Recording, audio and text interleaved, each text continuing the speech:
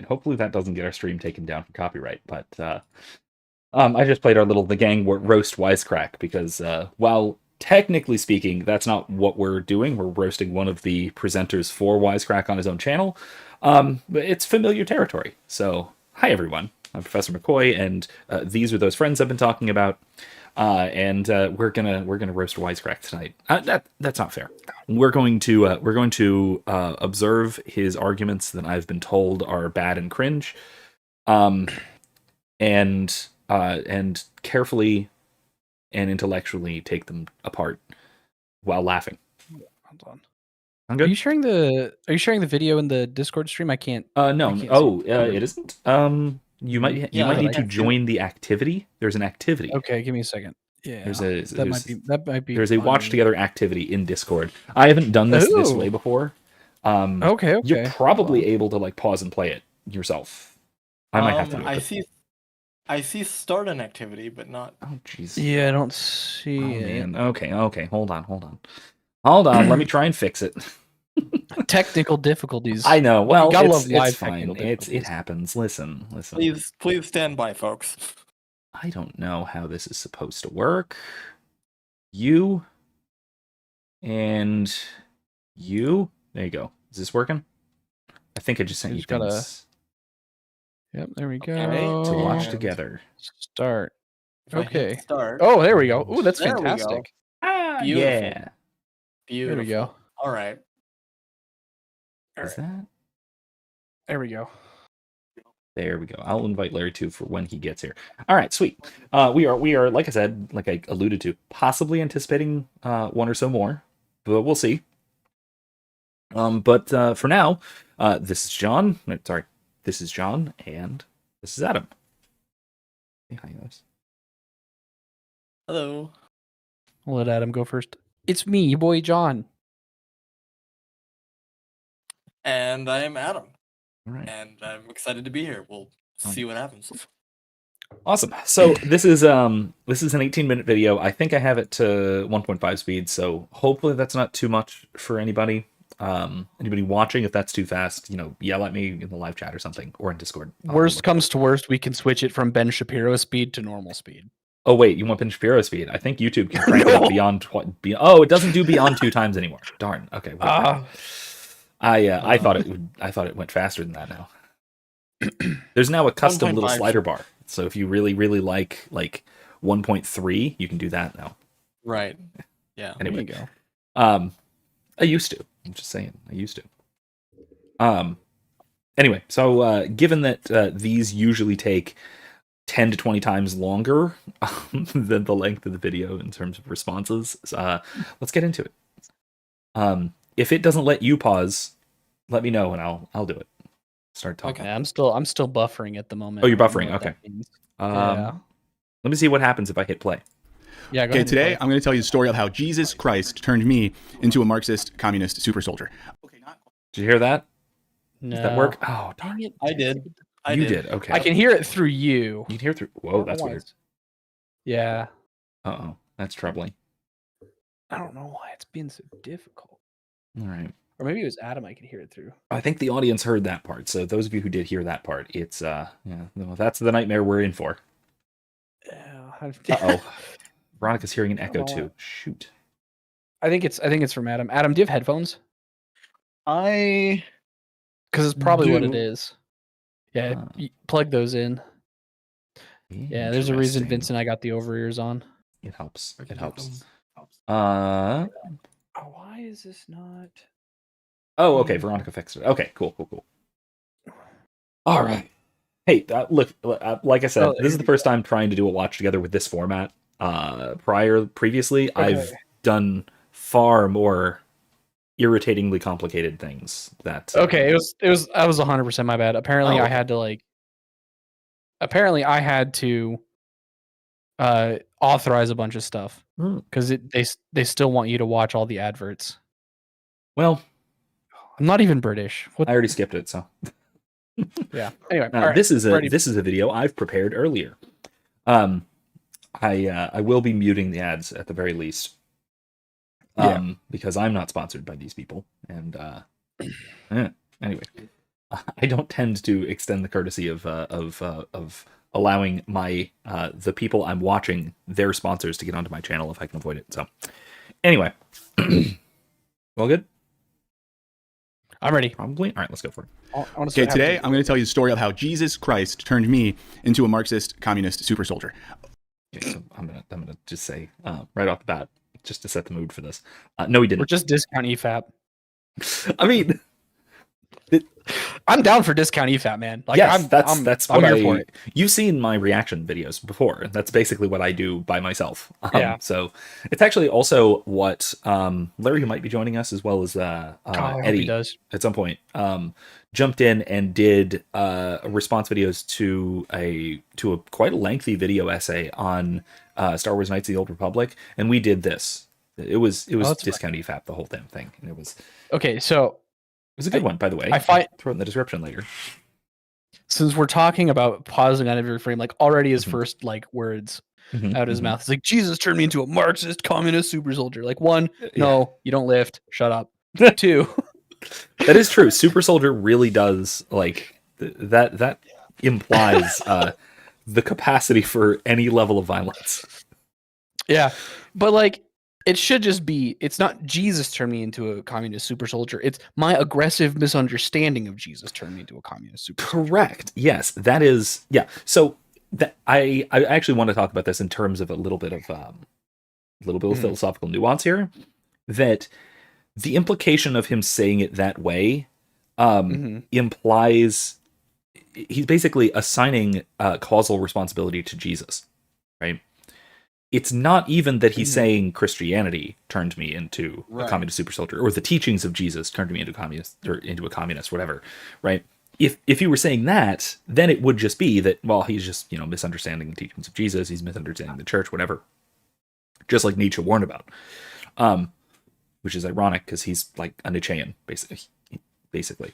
How do you end up as a Nietzschean communist? Allow me to play devil's advocate here. Maybe he's just using hyperbole for the lulz. I mean, yes, but it's also it's also the title of the video. I mean, maybe he's just reiterating the title of the video. That's probably fair, but yeah, no, he's riffing. It's very obviously a riff. Yeah. He's not saying he's an actual communist super soldier. We get it. I He's gonna be silly. I'm gonna be silly, and we're all gonna have a laugh and have a good time. That's fun. But it is worth drawing, I think, this distinction though between saying what are the things that Jesus caused or did or does, right? And what are the things that the teachings of Jesus do or does or cause, right? Those are radically different things. Even if we're Christians here, and we think that the teachings of Jesus do good things, we don't think that those teachings are salvific. We don't think that those teachings in and of themselves give rise to a fundamental change in ourselves, right? That's Jesus doing that. Right? So there is that distinction to make, I think, and it's an important one. Maybe not in his context, but in ours, it's really important. It is sad how many people try to separate the teachings from the person and try and basically have their cake and eat it too, accepting the teachings while rejecting the person. It's a lot of cafeteria Christianity. Right. And I think, if we're really careful about it, I think we could say that there's a good way and a bad way of separating them, right? You can separate them metaphysically, like I'm talking about. And that's the good way. Or you can do it the bad way, which is what he's doing, which is separating out which one you want to, like. Because he rejects Jesus. Right. He just thinks he's accepting parts of Jesus' teachings, which you just can't do that, like you're saying.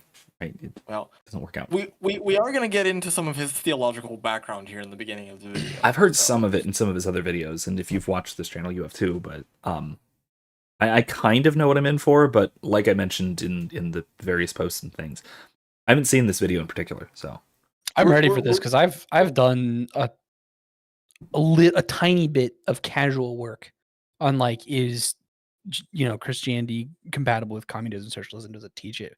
Because everybody brings up that story in Acts with yeah, it's every time, and it's like, hey, okay, I'm gonna have to back up. The story in Acts, for those that don't know, is the church in Jerusalem. It says, oh, they everybody sold all their possessions and they collectivized all their money and everything. Everyone held everything in common. The thing that everyone kind of ignores is that it ends very poorly for the early church, and they abandoned that model very quickly.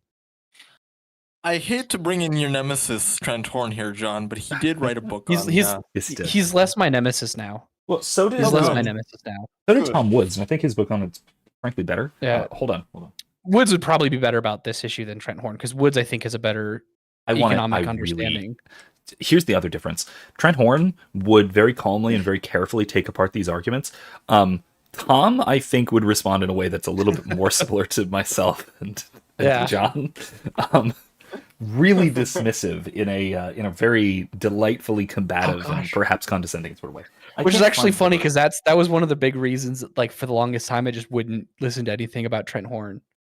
So for a little bit of context, my good friend Professor McCoy and Adam here, they're both Roman Catholic. I'm evangelical Catholic, or as you know it, Lutheran.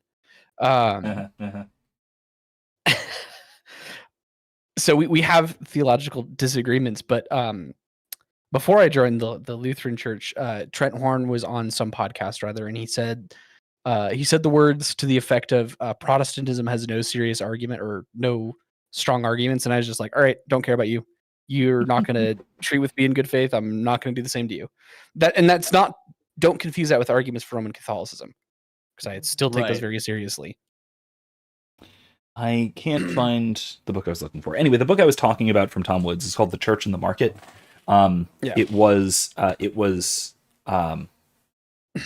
It has a nihil obstat non primatur and everything, like, approved directly through his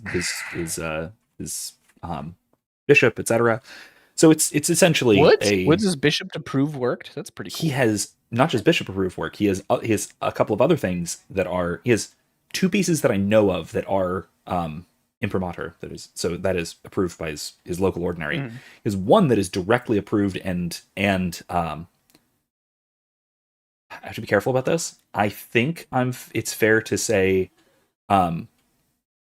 promoted by the Vatican, insofar as it had an official blurb by in addition to the ordinary imprimatur. It also has a forward by then Pope Benedict XVI. And that was his book on the traditional Latin Mass. Sacred Then and Sacred Now. Fascinating. But the Church and the Market is the one I was talking about, which is very much in line with this topic. And the other one that is that he worked directly with the Church on was it was what was it called? How the Catholic Church Built Civilization, or something like that. I forget. I get that, I get that one and the title of the companion documentary mixed up, because he also did a documentary series of a very similar title with EWTN. Yeah. Anyway, all of those were officially. Imprimatur is not exactly approval by the Church. It's just essentially saying that nothing in this is heretical, right? Nothing in this cannot be said or cannot be taught. Cool. Anyway, so anyway, there's that. Latin lessons with Professor McCoy. It's ecclesial Latin lessons. Well, it's not even Latin so much as it's a technical term. So what does imprimatur? I don't even know what imprimatur technically means. I think imprim it's something to do with print. Yeah, it's I think it means this may be printed or something like that. Right. It's permission to print or something. Nihil obstat is the other term for it, which means nothing gets in the way of this being published. Right. Yeah. Anyway, ready to move on? We've covered 8 seconds. Yep. Okay, not totally that. But what I want to okay, we wasted a while. I was just playing the next bit. talk about is how I went from being a person who was Christian in various ways, shapes, and forms that we can talk about, to someone who believed in the principles of a radical leftist politic, one that someone could associate with Marxism. Okay, and I hope this is something that some of y'all can relate to, or maybe something that people who don't get the connection between those things could help them understand those a little bit more. And if you don't know me, my name is Michael Burns. I do other stuff on YouTube that's professional. This is just me in a personal capacity. So thank you so much for hanging out. I'm excited to be doing this. So maybe you should edit the title so that it's not directly addressing Wisecrack, but I think I got a little bit of an echo there from one of you. What's going Might on? be me. My mic is. Also flicking could be a my little. bitrate is crashing. I might have too much Oh, stuff no. going on. OBS is not used to recording a live conversation via Discord. Yeah. It's not too bad. It's not bad. It's just it might be a little jittery for live. Yeah. Hopefully it's okay. Are It you looks to be fine. collecting audio through? Check your audio sources on OBS, because if you have two audio sources collecting. Yeah, I have my microphone and just the desktop. Okay, so that shouldn't. It shouldn't Unless be too bad. yeah, that shouldn't do it. Did you get your headphones in, Adam? I did, but then all of a sudden, like, you guys were way too loud, so I don't know. There's something wrong with my headphones. You'd Should probably be have okay. to adjust our individual volume in Discord. Okay, I'll try that. We can work on You it just as need to get that- as we go. It's not too bad. You need to tab the Monty Python intermission. Oh, Jesus, I'll bring back up the Always Sunny music instead. Oh, there you go. That works. Of course, that'll probably get us copy struck, but anyway, Ah, I'm just guessing. But so what he was saying is, like you said, I think you were right that he was really tempering what he was saying a good deal. That's he isn't here saying that he is a communist super soldier or even an outright communist, which I think is probably fair. But he's absolutely, I think his title, being a Marxist, is probably closer to fair. Insofar as he follows Marx in a lot of both philosophical and political, and probably historiographical, but I don't. That's based on the only thing on history that I've seen him talk about, which is some things within other videos. So maybe not. I've studied Marxian, as the term would go, historiography, but to some degree. In any case, like I was saying, I think that I'm going with this, that his thesis is, I think, a lot more respectable than I'd like to give him credit for. Because it is more like we were saying that the teachings of Jesus, taken in isolate, can lead one into, let's say, grievous error in terms of political theology, and that's what's happened here, and that's what he's talking about. I think that and this is all too common, right? This is, and also I'll kind of save this because I'm guessing he's going to talk about it a little bit. This is absolutely what Nietzsche was warning about. That one of the go ahead. One of the big things with like a lot of leftists is they've done a very good job at monopolizing the idea of like charity and sharing. It's like, oh, you share things? Well, you're basically a communist. No, idiot. I can share things and be a capitalist too. I think it goes. We'll see what he talks about, but here's my speculation. Yeah. And right, Adam, don't do too many spoilers, but feel free to nod if I'm getting it. Let's try and predict this guy. Can we predict this guy? If, knowing that he's into Jain, broadly speaking, at least philosophically, he studies Nietzsche a good deal, that he's sympathetic to Nietzsche's ideas about Christianity, but in a weird way, in a way that he takes as a novel consequence rather than a reductio. I think that he's probably going along the lines of, or is planning on going along the lines of, that Christianity demands charity, like you were saying. And then beyond just this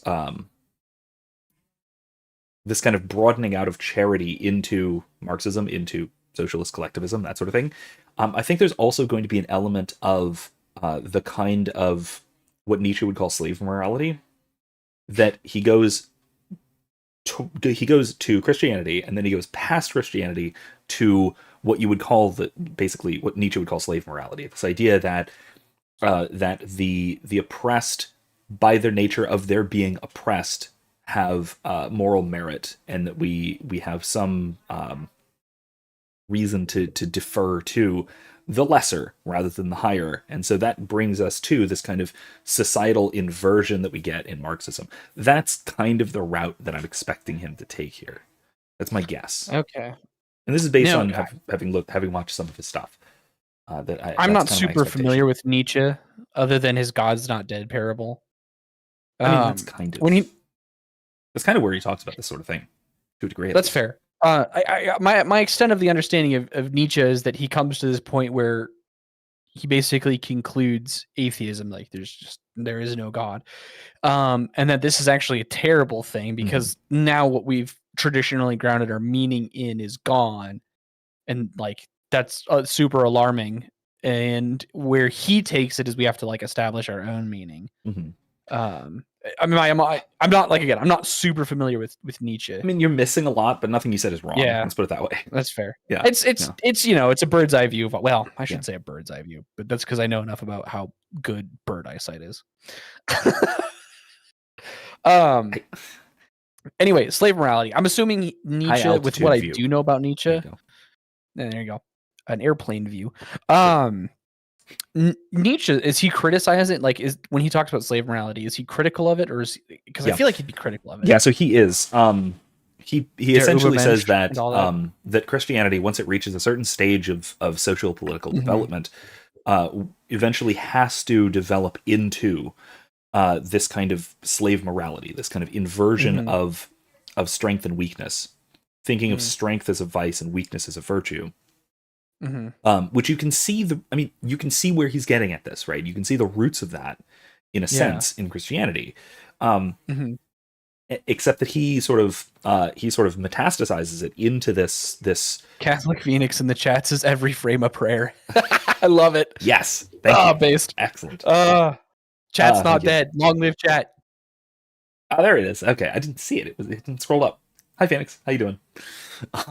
Yeah, I've got it open on a separate tab so I can keep an eye on chat. 2 monitors aren't enough for this setup, but anyway, yeah, like we were saying, that I think that it's I think that Nietzsche has a point about this, because this has been on my mind a lot lately, now that I've been kind of seeing a lot of leftism going kind of mad, now that they're kind of, I mean, in a lot of ways culturally losing. They're kind of going full bore and taking the mask off in a lot of ways, and I'm seeing a lot of this kind of this valorization of weakness, of essentially what, not to be too dramatic about it, but a kind of moral inversion, right? And because I've been seeing a lot of that lately, that's been on my mind. So maybe I'm reading my experiences and kind of the world right now into what he has to say here. But that's kind of my guess, especially just with his background in Nietzsche, with that being the kind of and risk of sounding arrogant. My apologies, I didn't mean to talk over you. At risk of sounding arrogant, leftists are kind of easy to predict their ideology, because I feel like in part, we on the right, so to speak, do a little bit better job of trying to understand their ideology than they do ours. Stats, that's just my experience. Yeah, I've seen that on statistics. So,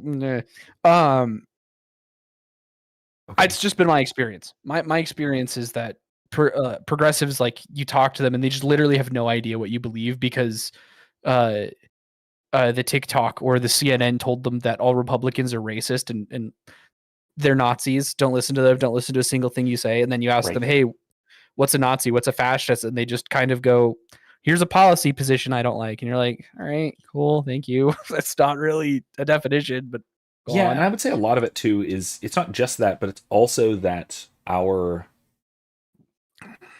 culture, it has been for quite a long time, primarily left. Yeah. Right? And not even necessarily just politically speaking, but culturally speaking, right? And because the left emanates so heavily from coastal urban centers, and so does culture. Looking at you, John Dewey.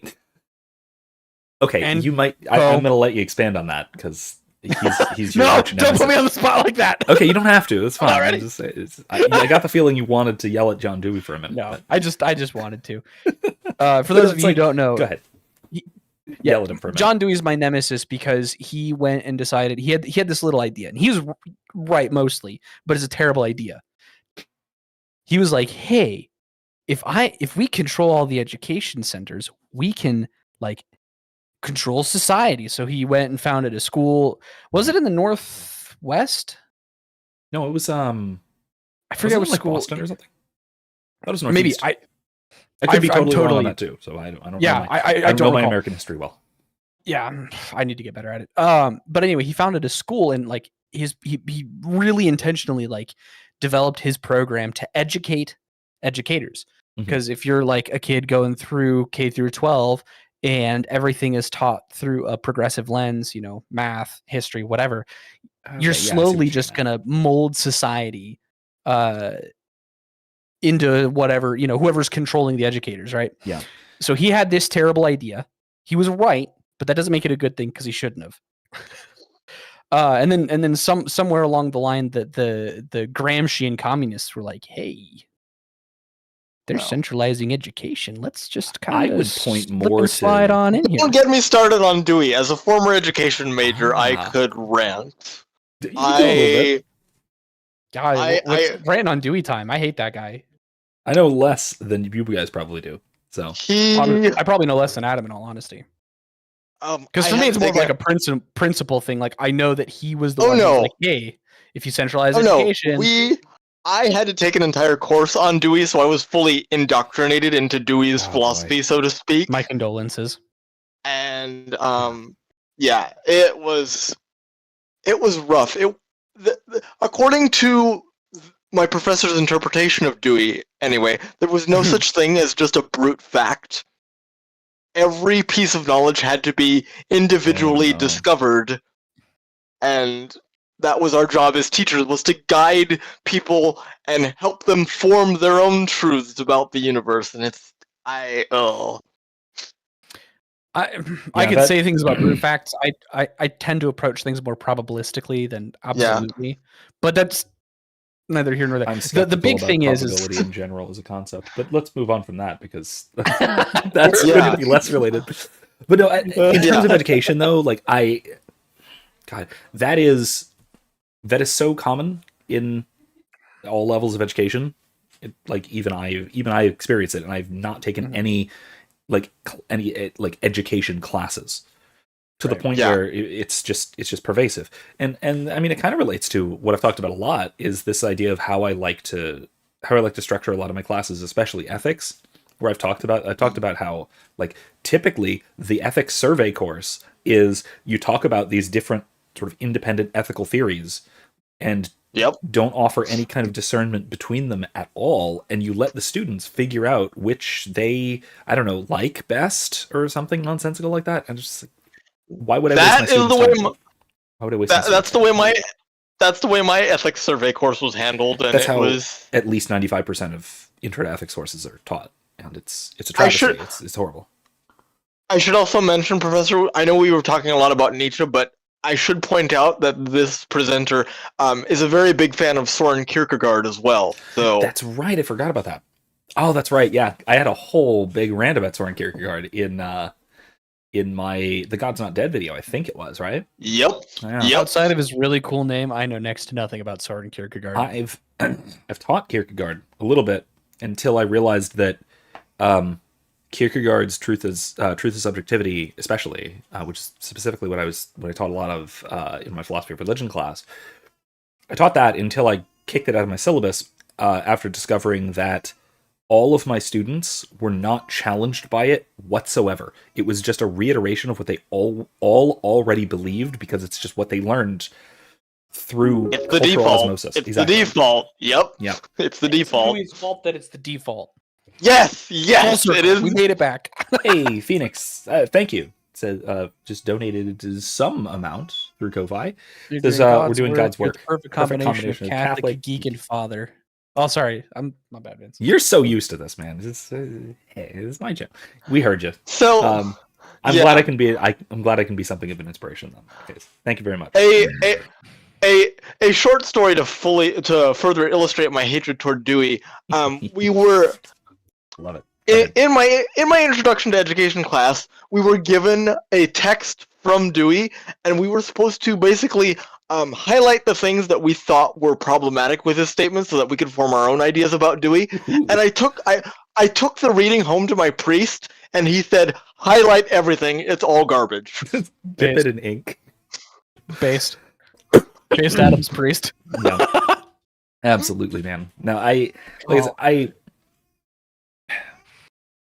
So yeah. So do you know we need to replace I will almost say, though, all of like high school American education with? Oh yeah, It's just one parable, and it's just Chesterton's fence. yeah, probably. That's a good start. Just Chesterton's heresies and then orthodoxy. There you go. Yeah. Good start. yeah, But like literally just the parable of Chesterton's fence would fix so many. Like if kids just like understood that. And for those of you who don't know what Chesterton's fence is, let's see if I get this right. It's a parable where it's two gentlemen are having a nice stroll in the English countryside, and they come across a fence, and one guy gets really upset. He's like, "Why is this fence in our way? Let's just tear it down." And another one's like, "Hang on a minute. Let's figure out why this fence is here. Suppose it's here for a reason, right? What if there's a raging bull on the other side of this fence, and it's actually to protect us?" So it's a very, very simple parable about just like Before you go tearing show something up down, know what it's there Yeah. for in the first place, Yes. and know whether you should Yeah. to know whether you should tear it down. Yeah. It's that. exactly. It's one of my favorite metaphors in Chesterton. The other one being the yachtsman. Ooh, go on. I've not heard. This Okay, one. so it's this is in the first chapter of Orthodoxy, Mhm. where he talks about his sort of journey through academic discovery, and he envisions himself as a kind of as a yachtsman who thinks he had discovered a new land out on a sea voyage, only to find out that he had landed in Brighton. And he had essentially he's saying that in the process of trying to figure things out for ourselves, if we're very, very lucky and we don't drown at sea, we will just discover what everyone has already known. And that's the entire thesis of orthodoxy. Like, that's the thing, is that Heresies is the Chesterton Fence book, and then Orthodoxy is the Yachtsman book. And they go so well together. It's great. I need to read those. They're a good pair. Phoenix Read them in that. says, watching this with my daughter right now. I love hearing about which philosophers to dislike while my little baby sleeps on my chest. And 10 adorable points for the two of you. You can like Chesterton. Just like you said. Yeah. So he says, I love Chesterton. When I was a boy, I didn't understand him at all. Now that I'm a dad, I adore the man. Yeah. I mostly love Chesterton. I have issues with his flirting with distributism. That's metal. For another time. I haven't read a word of Chesterton, and I'm a little embarrassed by that. It's okay, I haven't either. Like I said, I literally only know the fence. But the fence parable is like those two books are a fantastic place to start. It's so Okay. the fence, Chesterton's fence as a parable is like really important just for American culture as a whole. We're Culture in so disconnected. Yeah. Well, I think there are cultures out there that have like that have deep traditions. But there will always be an element that has an impulse to tear it down, right? Right. So it's important to counteract that to some degree, or to know when to listen to it. There we go. That's more careful. Yeah. Because sometimes you can tear down the fence, but you need to know Sometimes when. there isn't a raging. Sometimes it literally is there to inconvenience you, and there's not a raging bull on the other side. Right. That's fair, but like, and that's not the point of the parable is to say don't tear down fences. It's to figure out why before you go and do it. It's a cautionary parable, not a don't do this at any time. I think his specific example is for a cliff. That's a cliffside. Is it a cliff? Okay. I never unfortunately heard it from Chesterton. I heard it some other version, but again, unfortunately, I think it's gotten easier for society to just tear down the fence because they've completely abandoned any idea of teleology. Nothing has a purpose anymore, so just screw everything. Actually, okay, that is a good enough transition back to the video, because I think that I'm wondering if he's going to get into ethics, probably, and especially if he's going to get to a point where he tries see. to understand You'll Christianity. see. Oh, okay, great. Let's see that. Let's start with this. Let's do some personal stuff. I grew up in a sort of traditional Irish Catholic household in which we went to mass and had a vague sense of Christianity around the house, but we weren't radically conservative. We definitely weren't super liberal. It was kind of just like a thing we did, more like a routine or a practice than anything else. But in my middle school years, I started going to an evangelical, an evangelical youth group in, wait for it, Florida, USA. Okay, that was a curveball. Yeah, It released the cringe. It's not what I expected. Yeah, it's not like I went to. I was raised in a Catholic school. I basically know I was 100% expecting. I went to 12 years of Catholic school. I was expecting those words in particular, and wow, I got nothing. Wow, okay. It gets worse. I mean, that's not bad though. I mean, like, okay, he's bucking the stereotypes. Let's put it that way. I will say that the whole like cultural Catholic thing is more or less how I was raised to a significant degree. I mean, we went to mass and I went through CCD and did sacraments and things, but it wasn't hyper central to our lives as I kind of would like it to be and kind of is now. But I'm not a Marxist. I don't know how I got away with taking the cradle cultural Catholic to serious traditionalist pipeline, but I feel like that's rare. But anyway, all right, it gets worse. So let's see. In the pre-9/11 years. We'll get back to 9/11 in a second. And, you might say, what attracted you to something like that? And it was like a spirit of inclusivity. I went to this evangelical youth group and everyone was so nice and they were so friendly and there's free pizza and cute girls. And, something about that appealed to me that I didn't get from Catholicism. It felt like it gave explanations for elements of my existence that were confusing. It provided a sort of cosmic affirmation that gave life a sense of meaning or purpose. And again, it meant once a week I got to go to a place where there was free pizza, cute girls, and sometimes decent music. But soon after this... Okay, hold on. All right, I'm going to defend... Hell froze over again. I'm going to defend Roman Catholicism here a little bit again. Go ahead. Because I have things to say about this too, but go for it first. Roman Catholicism is extraordinarily internally consistent. Mm-hmm. And it makes a lot of sense. There's a few, like, one of the reasons I'm not Roman Catholic is I think that some of the explanations for the things I get, while again they're really strongly internally consistent, are a little like ad hoc outside that. But I'm not going to get too bogged down in that conversation right now. We're here to talk to this guy. So I'm confused as to why he was confused about I've never been confused by a Roman Catholic answer to like a question. I mean, he grew up in the early 90s. Probably why. Yeah. Early 90s Catholicism was a whole nother can of worms. Yeah. That's totally beyond me. I couldn't even begin to tell you about what that's like. I grew up evangelical, for those who don't know, before I joined the Lutheran Church. So. Yeah. On that note, I think that you still have that today, right? You still have elements of the lack of any real seriousness, even in among Catholic laity, in a lot of cases, even among religious education and things like that, and not just Catholic school, but I'll tell this story because I mean my wife Erica has told this story too, that for her RCIA, the Rite of Christian Initiation for Adults, before they changed the name of it, called something else now. I don't know, whatever. Is it not RCIA anymore? There's a new acronym that means something slightly different. I think it's just a retranslation, but who knows? I don't know offhand. Anyway, Adam, do you know?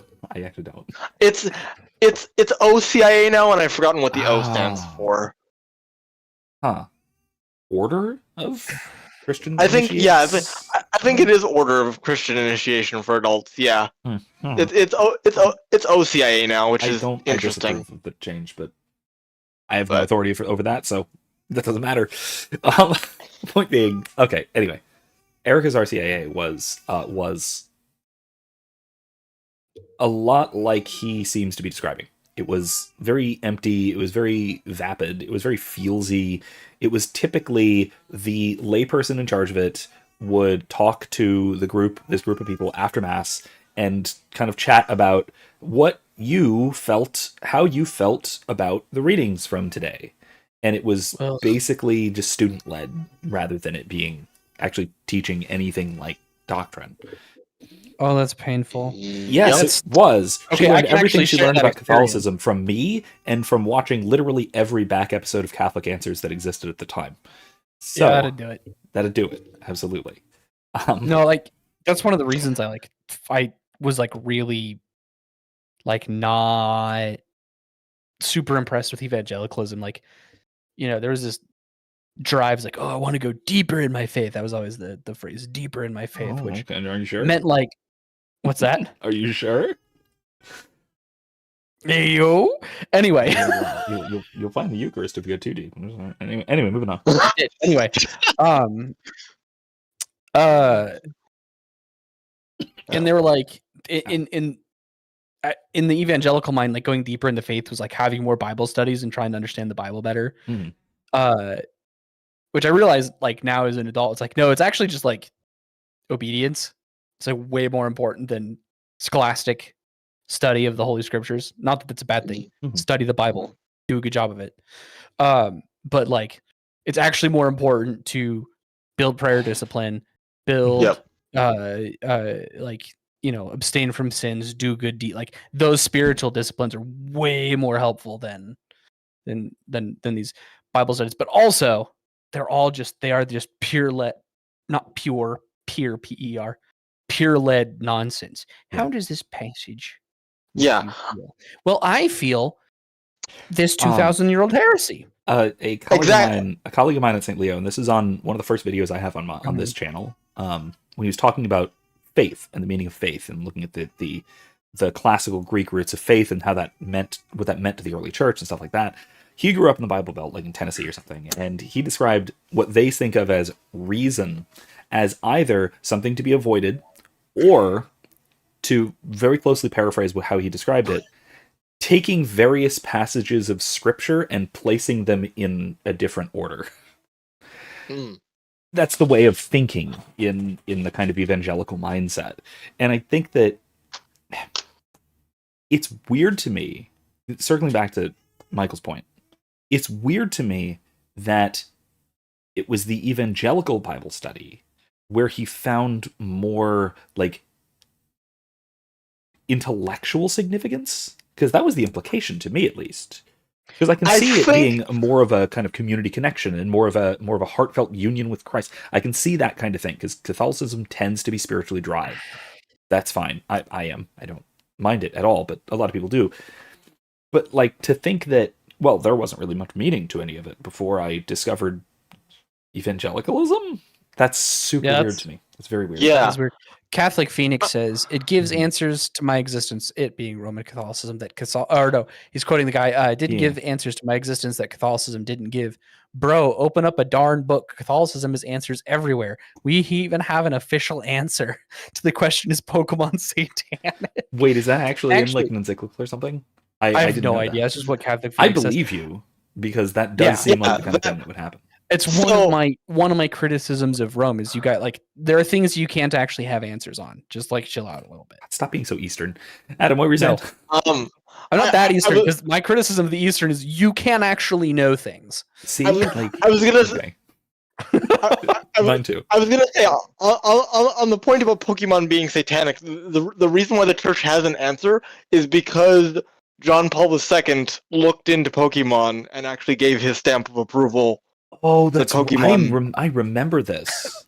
Yes, I remember this. He made an official statement saying that Pokemon fosters a spirit of friendship and camaraderie and should be embraced by all Christians. Perfect. Yeah. I mean, look, if you remember the summer of 2015 or 16 when Pokemon Go came out, I've never seen human beings more friendly to each other than people out looking for Pokemon. Never. It was world peace for like 3 months. I mean, it wasn't, because there was also all kinds of other terrible things. I think Pokemon Go would still be around if they just used the traditional Pokemon battle system instead of the stupid mobile. I would still be playing it to this day, because for whatever reason, that battle system of like just turn-based selecting your move.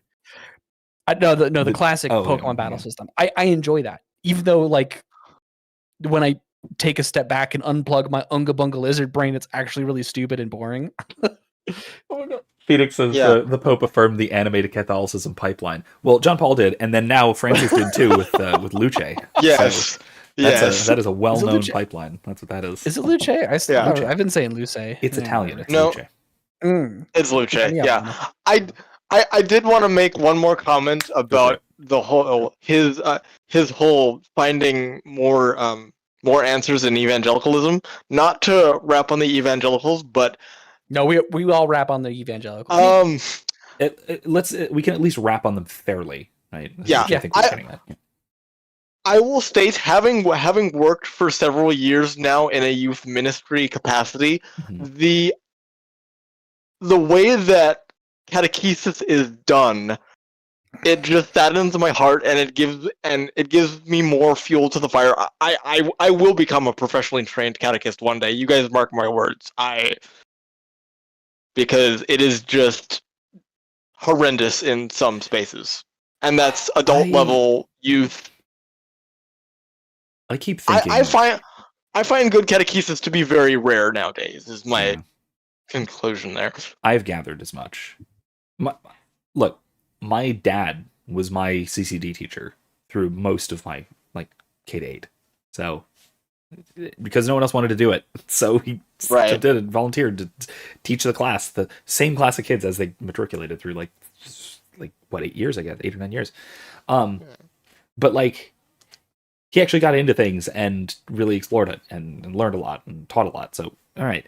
But I've been thinking for a while now that I really, and by a while now, I mean I've been thinking about this for over 10 years, that I really need to write a Aquinas for Kids book. I've no expertise in early childhood education is the only problem with this. But I have early children and I'm educating them, so why the hell not? Let's do it. Fine. Let's do it. I'm thinking about it. I'm more seriously thinking about it as the years go on. So I might. I'd honestly, there's nothing wrong with understanding Aquinas. Do it. Take Peter Kreeft's Summa of the Summa and just kidify it. There you go. Hey, there you go. That's a good starting place. That is a good starting place. Yeah. All right.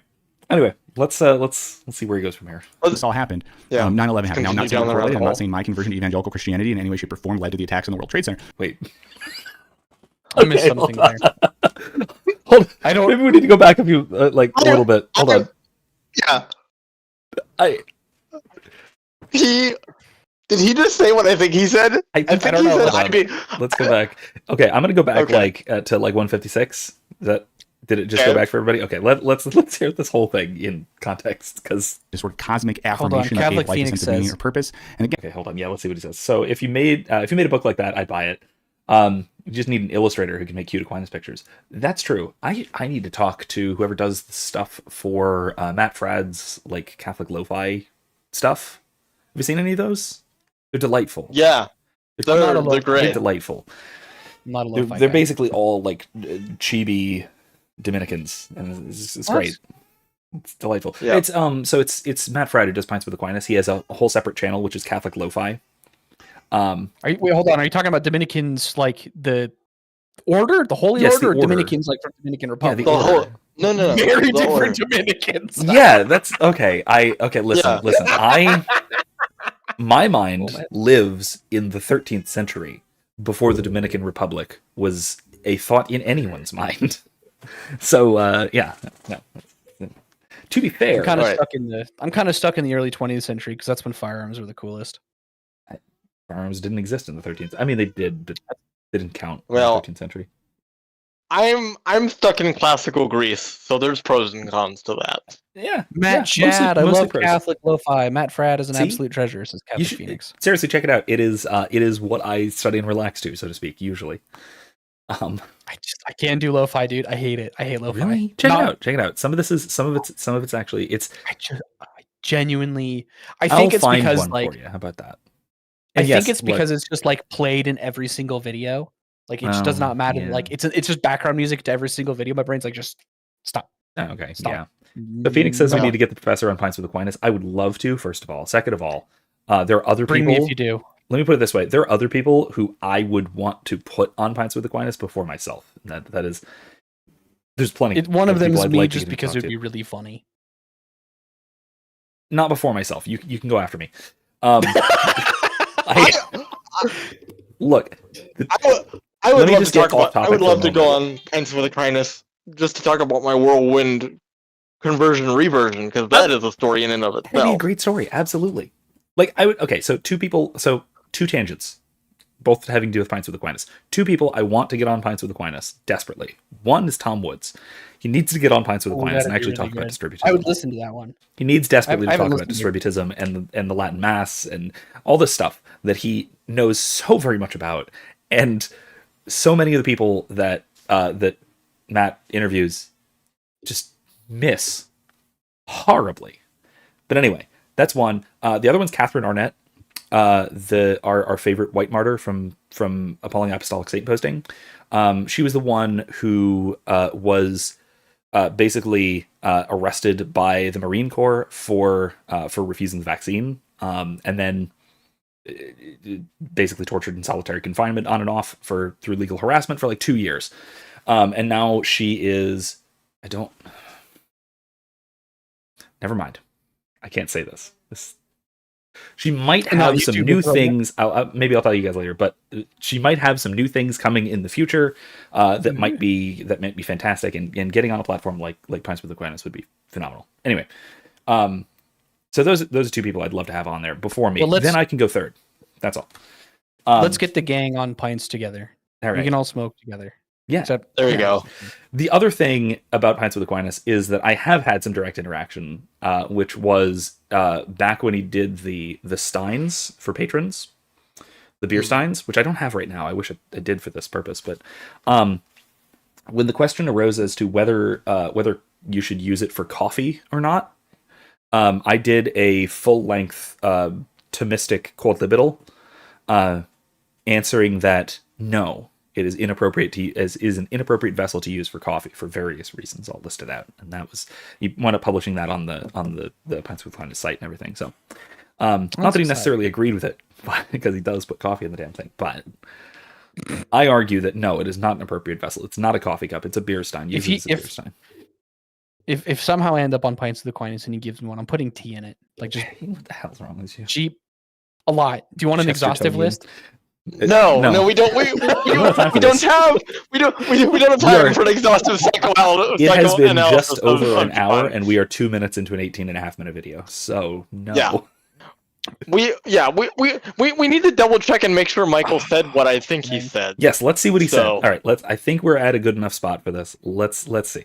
Again, I meant once a week I got to go to a place where there was free pizza, cute girls, and sometimes decent music. But soon after this all happened, 9/11 happened. Now, I'm not saying they're correlated. I'm not saying my conversion to evangelical Christianity in any way, shape, or form led to the attacks on the World Trade Center. But what I saw...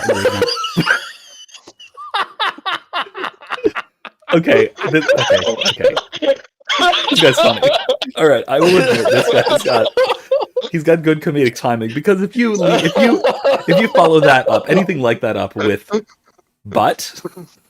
That's excellent. Catholic, you're not distracting us at all. It's me. I've been drinking. I'm derailing everything. Oh gosh. Well, I already finished my eggnog and brandy.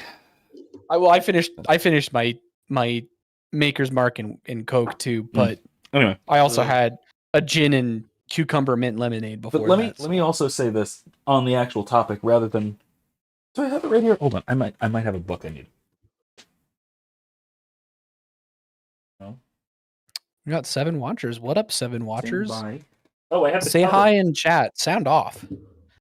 Although I think one of them might just be me having the. I have the dust jacket. This is good enough. I don't actually have the book. I have the dust jacket of a book that I'm gonna insist that I kind of talk about here. I've been wanting to make it. I want to do like a book club, reading group, something on this. Which the dust jacket of this. I'll pretend to keep up. Striking. With the book club when you do it. Oh, come on, really? Your green screen. Your green screen. Killed it. There it is. There, I have to move myself a little bit. Anyway, it's called The Myth of Religious Violence by William Kavanaugh. I've talked about it plenty. It's a great book, and essentially his thesis is that modern sort of post-Enlightenment secular Western society attributes violence uniquely to religion, and that's very silly, and that it's often very dangerous. And especially in the post 9/11 context, that religion in general gets blamed for violence because we have this idea that religion is, first of all, this coherent thing that's cross-cultural, and that it is intrinsically violent, and that's why you get people like Sam Harris being both a rabid new atheist and a neoconservative who wants to turn every bit of sand in the world to glass. So that's where that combination comes from. Inspiring Philosophy is going to be debating Lawrence Krauss on whether or not Christianity is a positive force in the world. He's also, an hello, idiot. Raven Queen. Lawrence, it's going to be a really Krauss funny debate. is not bright. I'm really hoping it's as funny as the Inspiring Philosophy R and Raw debate. Because I guffawed. I guffawed loudly at that debate. It was very funny. Most of the stuff that I've enjoyed in the context of Lawrence Krauss has mostly come from Ed Fazer, who really is the one who showed him to be a complete idiot. The problem with some of these competent physicists and scientists is they're really good in their field, but then they I don't even know if he's that good in his field, just because. But who knows? I'm being not charitable. I'm not capable. I'm of Christian. Evaluating that. We're charitable by default. Mm-hmm. Well, there are some of those that I know are not good in their fields because I'm sure. I'm aware of the credible accusations of plagiarism, like with Neil deGrasse Tyson, and I'm aware of for example, and I'm aware of the fact that now this isn't physics, it's biology, but people like Francis Collins, who, well, the last few years have showed his true colors, let's say. I don't think I know Collins. The director of the NIH before Robert Kennedy. That guy. He's also the publisher of most biology textbooks. Most college level, at least. Anyway. Really? Yeah. Don't get me started about textbook publishing houses, but yeah. Anyway. Yeah, that's a whole other can of worms I don't want to get into. Nah, not for this one. Anyway. No, anyway. And let's not forget that Michael here is also a former philosophy professor. Yes. So. Yeah. So it's the connection. I'm interested to see where he goes with the 9/11 connection, because I have suspicions that he is going to go the religion is irrational and irrationality leads to violence and violence is bad. So let's not be religious, but still let's keep the nice parts of religion or something. All right. We'll see. Yeah, you'll see. His biblical exegesis is lacking, to put it charitably. Exegesis. Are you saying we should call it eisegesis? Exactly. It's what it even is. That's a stretch. What I've seen. 9/11 relative to Christianity wasn't great. I saw a presidency try to use Christianity connected to American nationalism to justify acts of violence and war on people on the other side of the world. I saw people in the communities in which I participated. Okay, that's Christian nationalism. Get your bingo cards out, folks. Okay, listen. Okay, I have 2 publications on this. I think that it's not Christian nationalism; it's nationalism. It's a result of the Enlightenment. It's a result of specifically secularism per se. It's a result of John Locke and his letters concerning toleration, where he very specifically laid out the requirements for when a religion is to be tolerated, and it's to be tolerated when it can be subsumed entirely under the authority and the social unity of the secular nation state. That's what we're getting, and that is I will say, a big problem with modern American evangelicalism, but it's not a problem with the evangelical Christianity aspect. It's a problem with the American aspect of it, because it gets subsumed into modern nationalism. The nationalism is the problem. That's what leads to this extensive violence. Please, Michael, if you watch this, I'm speaking directly to you. Read William Kavanaugh's book, The Myth of Religious Violence. You will revert to Catholicism. I hope. Maybe not that part, but I hope so. I'll settle for evangelical Catholicism. I'll settle for almost anything as long as he stops saying that. Fair. Yeah, well, it's just, again, reference my acquaintance, Inspiring Philosophy. He's got. I wish I had it tabbed. Because I keep a lot of random studies tabbed on my phone. The data, like the actual scientific data, and just go check out his channel. He's got videos on it. Absolutely, highly recommend. Absolutely. Yeah, great guy. I've used his stuff in class, actually. That's fantastic. If we make this a somewhat regular thing, I might be able to get him on. I've only supported his ministry a good bit. And he was gracious enough to come onto my podcast where I kind of made a fool of myself because I was not prepared for that level of interview. I know. I felt so bad. I felt mostly bad for him. Yeah. It's like, oh man, this is if you're gonna do totally an interview, anyway. that's I will say as well, doing an interview is a very different thing from doing what we're doing here, right? I wouldn't call this an interview. Right. You guys are guests. That's well, and it's and I didn't know how much preparation work goes into an interview. Anyway, I don't want to. Anyway, I don't want to digress on that too much. Yeah. No, all of the data says literally the opposite about intrinsic religiosity, which intrinsic religiosity is a big fancy way of saying a sincere believer, right? Because you got those people who's like, oh yeah, I'm Christian, and then they don't actually like do any of the Christian things, and the same goes for Muslims and Hindus and Jews and so on and so forth. It like intrinsic religiosity are the people that sincerely believe the religion that they claim to believe. And Christianity especially, it's all positive. Like in intrinsically religious Christians just like give way more. They're way less violent, just so on and so forth. Their societies that are built by intrinsically religious Christians are just way more stable. They respect the rights of human beings more. It's really astounding when you get into the data. I wish I could remember the videos, but yeah, if you go look up Inspiring Philosophy. I think I know what the one you're talking about. I think I've seen it. Yeah. I do want to push back on this very slightly because that's not Kavanaugh's argument. Interesting. Okay. No, Kavanaugh basically points out that this concept we have of religion as this sort of transcultural interfaith phenomenon is entirely an invention of the Enlightenment and Protestantism. That it doesn't exist. It is completely alien to the Catholic mind, the Islamic mind, and the pre-modern Christian mind generally. That there is no concept of religion as a species of which there are members, they're individual members. What there is, like, if you want to point to something cross-cultural, there is a concept of religion as something that you do, and you can do it correctly by your own thoughts, or incorrectly by your own thoughts, or by your own by the standards of what you think is correct, right? Having these different categories of, right? If you were to ask someone, outside of Europe before the 1700s, what is your religion? The only thing that you would ever get as an answer might be a monastic order. Beyond that, like, no one would say Catholic. No one would say Islam. No one would say Judaism. Like that it's a category error.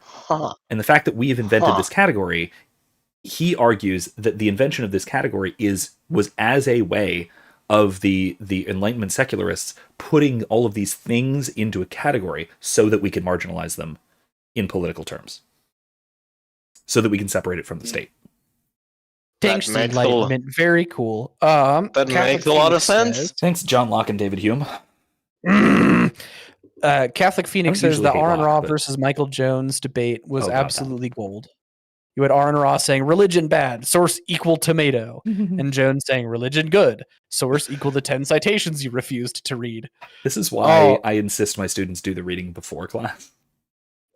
Yes. So Phoenix also followed up, religion causes violence. Ant colonies casually genociding the colony 5 meters away from them so that they can have more rubbish to themselves. Well, don't you know that the collection of rubbish is a religious ritual, and you know how we know that? It's because they do violence for it. Yep. That is essentially an illustration of Kavanaugh's argument. That's really fascinating. There's a certain part in Michael's video that I really hope we get to, because I'm hoping to get to the whole thing. Let's keep going. Quickly use their faith to justify pretty, I would say, abhorrent nationalist views that were, Islamophobic and racist and sort of bloodthirsty in many ways. It wasn't a good vibe. But I still, despite all of this, ended up going to, a loosely Christian college, the name of which I will not say because I'm embarrassed. So hold on. I do want to just point out that some of the worst Islamophobes by this metric have been secularists. Like especially in that period. Like Sam Harris. Sam Harris was the most outspoken Islam is the problem kind of guy. And he was also one of the new atheists. Every single one of the new atheists were way more Islamophobic in that sense, like encouraging national violence against, like war against Islam as a concept, than even most evangelical Christians were. So he's also just like assuming national. Like I'm more in line with you on like the modern idea of nationalism being bad, but he is just assuming it. Like he's just taking that for granted. It's like, all right, whatever, guy. Yeah, but it's his video. He's a Marxist or whatever. I'll let him have it. Yeah. You can have it this time, Michael. Whatever. You can just assume that. I have a book review of The Myth of Religious Violence. I'll post it in the description and Discord. And at some point, like I said, I'd like to do like a reading group, book study, book club, whatever on it, if anyone's interested in that sort of thing. I'd be interested. And if you're not in the Discord server, if you're watching, linked below. Join the Discord server. We're fun. But yeah, check it out. It's like I said, I'd really love to do this sort of thing. It's a great book, and it really transformed the way that I look at things like interfaith dialogue, which is a weird book to transform that sort of thing, but excellent. Anyway. All right. But what happened there is, in actually studying the Bible and actually exploring Christianity, I found there's elements of this stuff that I really connected with. And we'll talk about a few of those. So let's start here.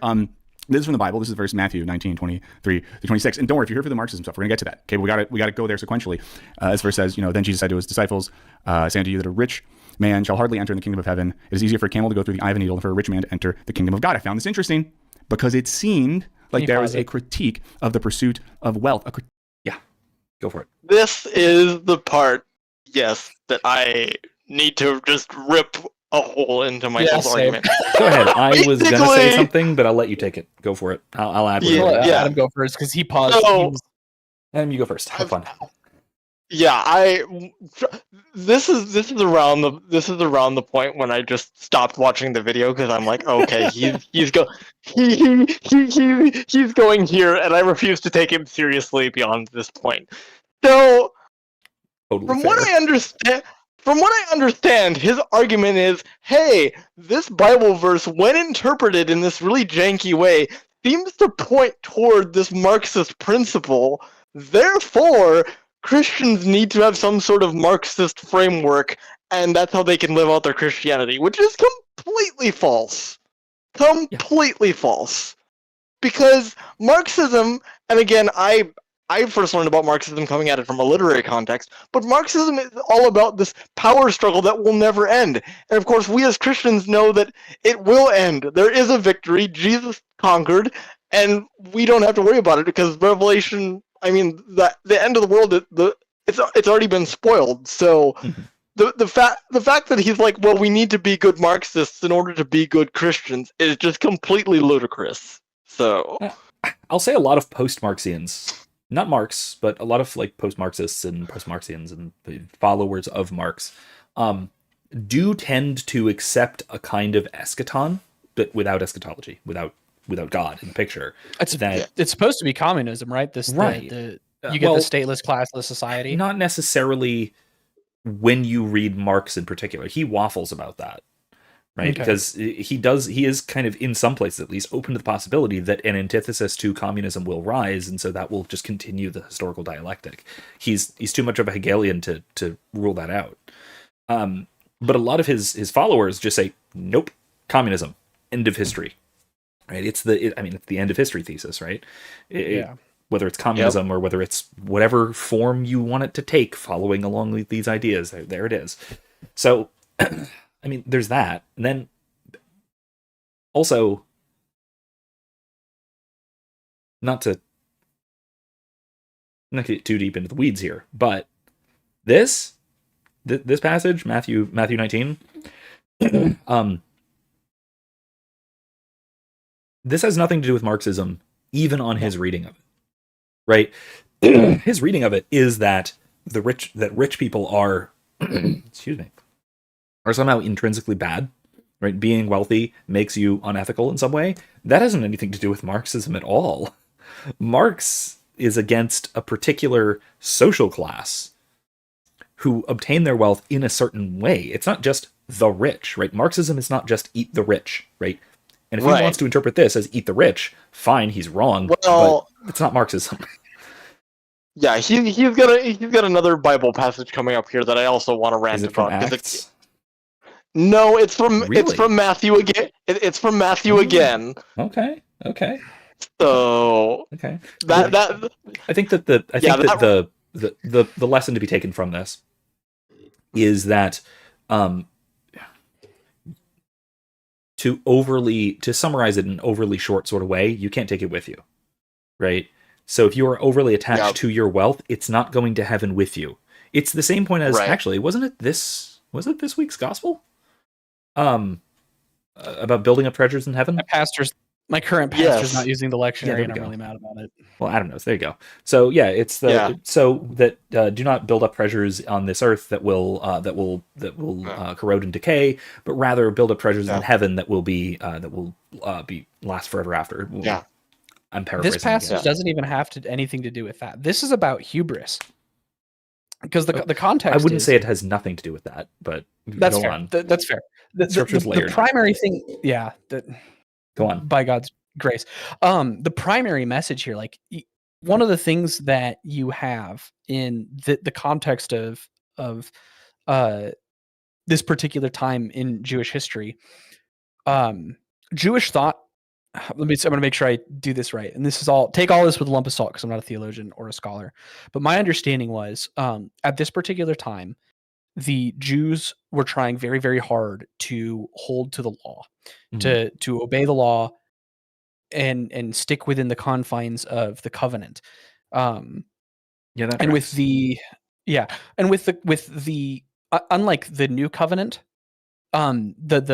the Mosaic covenant, and I think the Abrahamic covenant, they have a lot of material promises, like actual material promises, mostly related to the land of Israel, that came with the covenant. So in the thought of the Jewish mind at this time, that's primarily the Pharisees and the Sadducees, if I remember correctly. In the thought of the Jews at this time, where this passage is being, or this passage is written, if you were a rich Jew, that means you really held to the law and God had blessed you. Like your wealth came from God. So what Jesus is saying here is that like that's not necessarily all the Jews are like, hey, his disciples are like, hey, Jesus, who's getting into heaven? And Jesus is like, it's easier for a rich man to go through the eye of a needle than to enter into the kingdom of heaven. And he doesn't show you the rest of the passage. Maybe he does in the next slide. He hasn't so far. But their response to this, their response to this is, if the rich can't get into heaven, which again, that harkens back to me saying that the thought was rich people equals blessed by God, righteous. If the rich can't get into heaven, who can? And Jesus is like, you can't do anything on your own, but through God, all things are possible, right? Yeah. And so Jesus said to them, Amen, I say to you, that you who have followed me in the regeneration, when the Son of Man shall sit on the seat of his majesty, you also shall sit on 12 seats, judging the 12 tribes of Israel. So this is institutional. Yeah. It's saying, well, it's not the rich, it's the church. I will say though, the comment he made, not just I'm not making a pro-Catholic anti-evangelical point here, just to clarify. Yeah. Go on. The comment he made 5 seconds ago about, digging into the Bible and really kind of reading it thoroughly. One, did he read like the entire thing? And two, did he read the Bible in context? Because as my sole conservative literature professor used to tell me, a text without context is a pretext for anything. Nice. I love that. That's really good. Things need to be read in context, otherwise you can make text say whatever you want them to say, basically. Which is what Michael is doing. Yeah. He's making it a Marxism because, Like my colleague at St. Leo said about faith, right? That reason in this sort of Bible Belt evangelical context is just taking different passages of scripture and reordering them so that they say something new. That's what he does. It's what's happening right here. So yes, he did learn Yeah. a sort of depth of scripture from his evangelical Bible studies, I guess.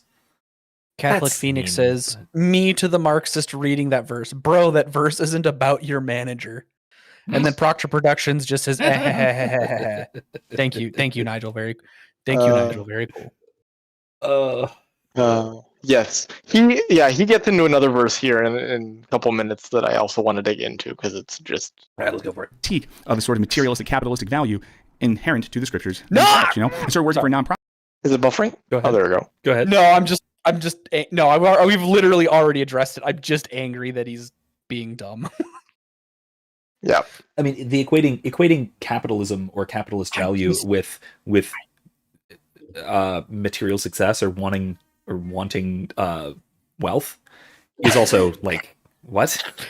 No, capitalism was invented at the very earliest in the 14th century. Probably later, if we're being less stretchy with our definitions. People in Jesus's time definitely liked wealth, as evidenced by this. Yep. So no, that's dumb. Anyway, this is the same thing. This is the same response I have to when the Pope says things like unbridled capitalism, and when weird right-wing wingnats say things like "line go up," which is my least favorite phrase this year so far. The only people to use the line go up meme right are Lotus Eaters. Even they irritate me with it sometimes. That's fair, but they usually go, but line go up, and then they're like, yeah, but actually line's going down. Yeah, right. Okay, there you go. Yeah, there are lines that go down. Yeah.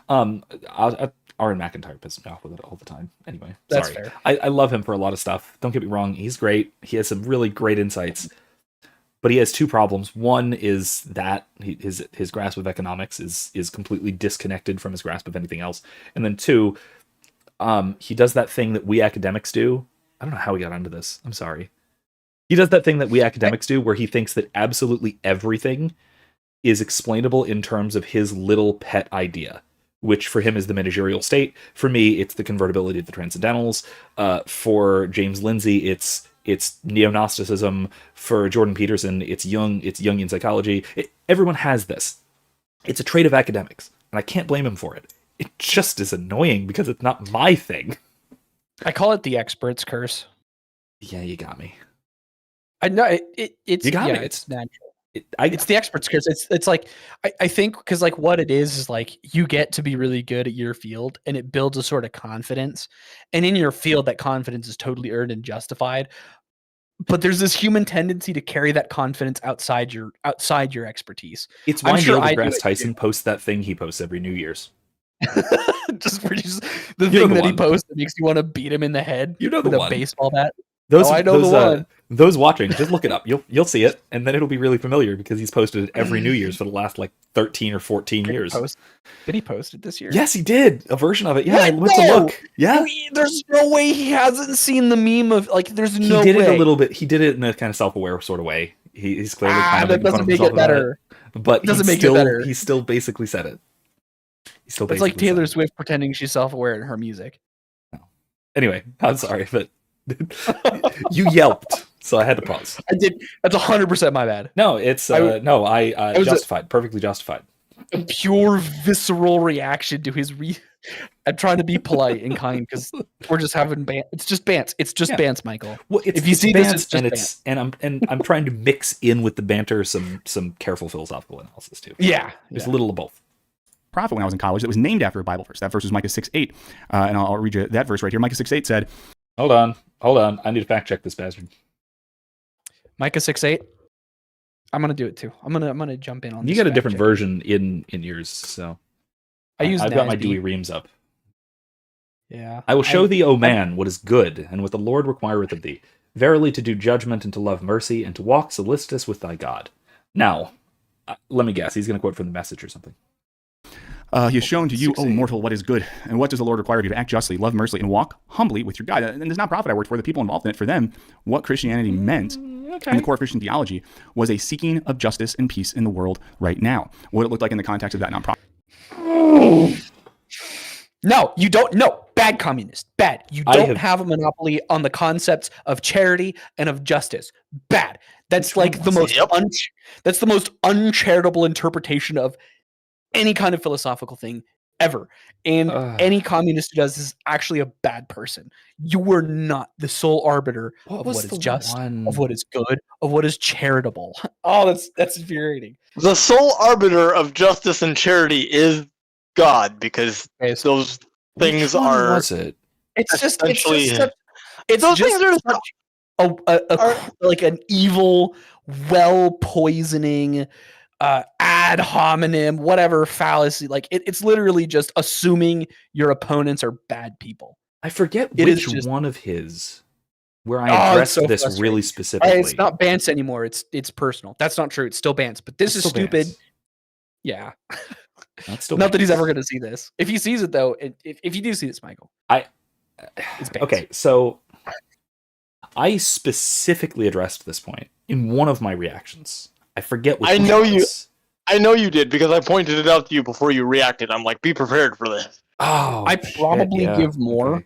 Okay. I probably make less money doing what I do and give more of my income to various things than he does. I'm not guaranteed. If he actually walks the walk and gives a lot of his money, fantastic, wonderful, more power to him. Most of the people I know that are communists don't actually give a lot of their own income. That's not even the point I wanted to criticize him on. That's fair. Okay. I mean, okay, probably fair, but this whole I forget which one was it? Oh, this is gonna drive me insane. I can't think of which reaction it was in. If I can figure it out, I will post it somewhere. Was it the one about Peterson and Christianity, or was it earlier than that? Yes, it was that one. It was 100% that one. Yes, it was. Thank you. Yes, that one's already linked in the description, so check it out after we're done. Yeah. So okay. Yeah. My point there, which I'll reiterate briefly, try and be brief here, is that when you try to play this Kantian move of reducing theology down to social ethics. Yep. You completely strip it of all meaning. Right? And then because you've stripped it of all meaning, the whole thing collapses and you're left with no basis for your ethics. And so your ethics collapses too. That, I would argue, is why John's over there. John is right. That people like this, the Marxists, the people who have this echo of Christianity fueling their weird social ethical theory. Why people like this fall short in the actual applied ethical realm. Because there's nothing holding it together at the theoretical level, so there's nothing to actually inspire them to do the right thing, to do good, because it all just is subjective. It's all feeling based. And so if I feel helpful in doing, I don't know, Marxist activism or whatever, then all right, good, cool. That's the job. I'm done, right? And so you feel satisfied, and that's all there is to it, right? Without the kind of the metaphysical union of theology as a kind of basis or support or a grounding, to use a philosophical term, for the broadly Christian metaethics, the whole thing winds up collapsing. So you can't just pull these apart like this. Exactly. And I think from the way I'm reading society, at least, they have to do that, though. They have to reduce theology down to ethics because they don't want to grapple with the metaphysical claims of God actually existing and being a legitimate person and forming an actual relationship with him. And especially because that has further ethical implications that they don't want. Right? Yes, they want to be able to pick. They want to be able to pick the nice and the convenient and the happy, nice feeling ethical precepts, but they desperately want to avoid the hard ones. Like, thou shalt have no other gods before me, and don't do gay stuff, so to speak. I mean, I'm paraphrasing. They think they're like God, knowing good from evil. You know, don't move in with your girlfriend. Like that. That's one that they don't tend to want to accept. But you know. It's like I said in the beginning of the stream. It is a symptom of this cafeteria Christianity where we take what we like and we toss out what we don't like, and it's just it's pervaded it's pervaded any sense of the Christian left, which is why I cringe every time I have to interact with them in any sort of meaningful theological capacity. Yeah, I mean, there was I forget who this was, but I was talking with a priest. I forget. I don't want to like name it because I don't know. I'm not sure if I know who this was, but anyway, he said something like, whenever anyone like tells him that they're considering leaving Christianity, his first question was always, "Did you just move in with your girlfriend?" Because usually the answer is yes. Wow. Like that's Way it. That's, to nail it on the head. It's usually pelvic issues, so to speak. I forget who came up with the term pelvic issues, but I feel like I've heard it before. I think it was Phaser. Yeah. I think it was Ed Phaser, but I could again another one I could be wrong about. So I don't know. Catholic Phoenix says capitalism is a loaded term. What people love is the free market and access to food. What people hate is plutocracy, liberalism, and the East India Company. Right. So this gets complex, and I don't know if he's going to talk about this. I don't know if he's going to talk about this, but we can. Right. Capitalism means very different things to capitalists and to anti-capitalists, and so we're talking past each other. Right. To I swear anti-capitalists, communists just don't know what people who call themselves capitalists believe, because they'll be talking, oh yeah, I hate the health insurance, and I'm like, me too, and they're like, aren't you a capitalist? And I'm like, yeah. Do you like actually know what I believe? No, they don't. Right, because for them, nope. I understand their argument, which is the problem because they don't understand ours. But the argument is that the term capitalism really came from Karl Marx. Right? He really coined the term capitalism, at least in German. Yep. And so what they take that to mean is, well, by capitalism, we're referring to the imaginary, don't fight me on this, exploitative structure of production based on ownership and ownership of the means of production and the alienation from the products of one's labor. That's specifically what we're talking about with respect to capitalism. And because that's what Marx meant by it, that's always what capitalism means. But no one defends that. I've literally never seen anyone defend what Marx is criticizing as capitalism. What people will defend is more or less what Catholic Phoenix said. The free markets, that is to say laissez-faire. Mm-hmm. That is to say private property rights and non-aggression. And, well, access to food follows from that. Right? Access to food's great. I love having food. But yeah, that's a second. I'm trying to make an effort to say, to just say I believe in free enterprise instead of capitalism. But I mean, I'm an anarchist, so there you go. Done. I specify anarcho-capitalist if I need to. Done. Simple enough.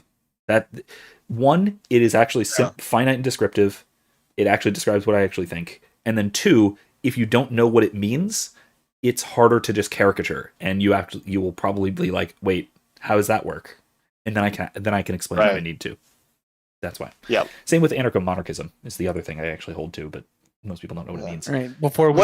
Okay. So Phoenix said also, before you go on, when I was at my worst in life in terms of sins per 24 hours, I never left the faith.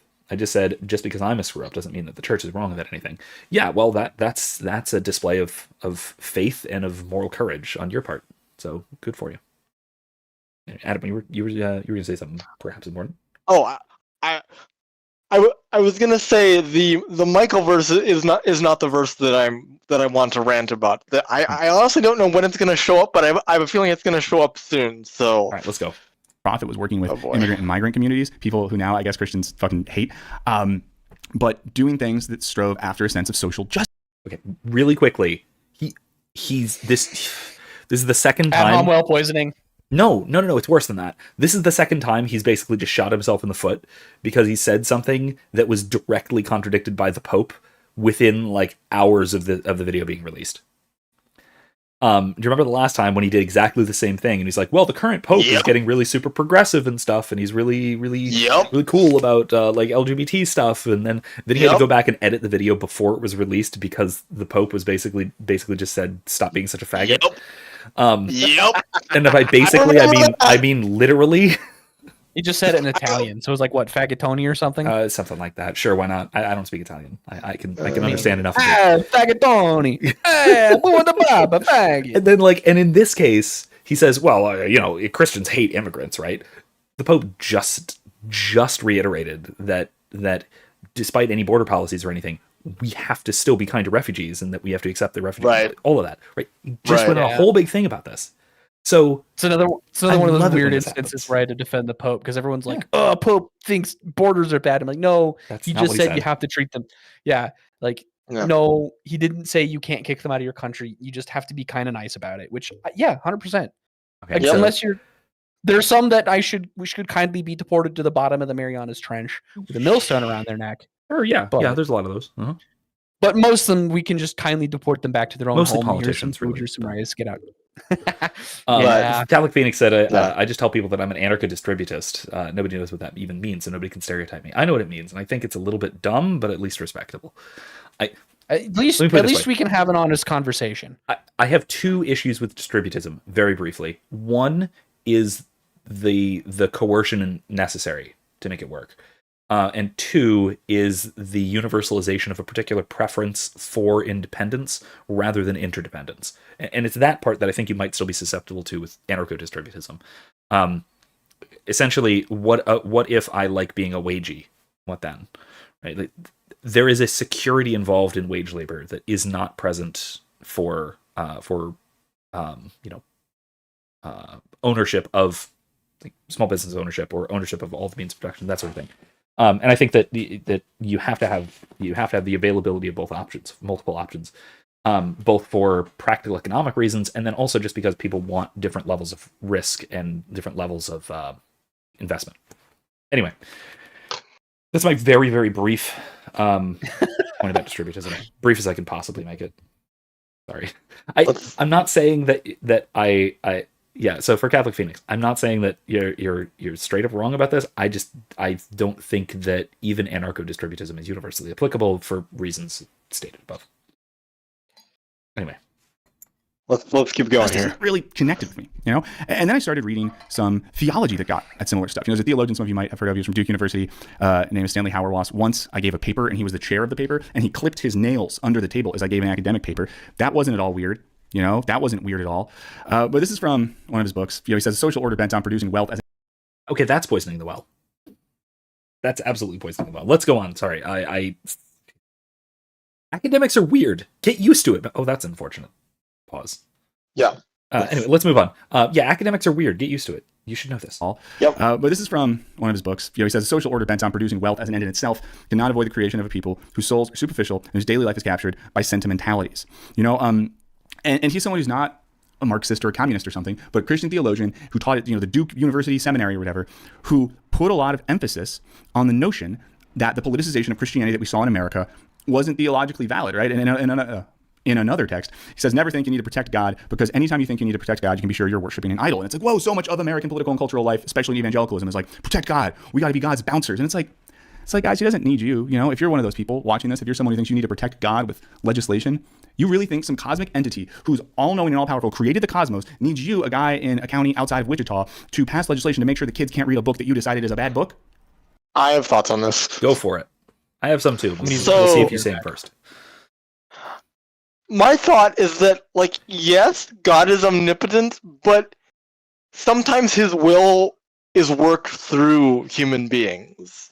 Absolutely. So yes, we definitely can and should be passing laws to prevent moral evils from pervading society. Yeah, so here's the other problem. You can take this very specific argument, excuse me, and you can take this completely to undermine everything that he believes with respect to political theology as well. If God is all-powerful, why does he need us to be charitable? Why does he need us finite little human beings to help each other? Why can't he just do it? Why does he need us to form ideal social structures? Why does he need us to eat the rich, or need us to redistribute the wealth? Or why does he need us to do these things? Why can't God can handle it, right? So we don't need to do anything. Yep. That's where this gets you. Now, yep. The other aspect of this, right, is that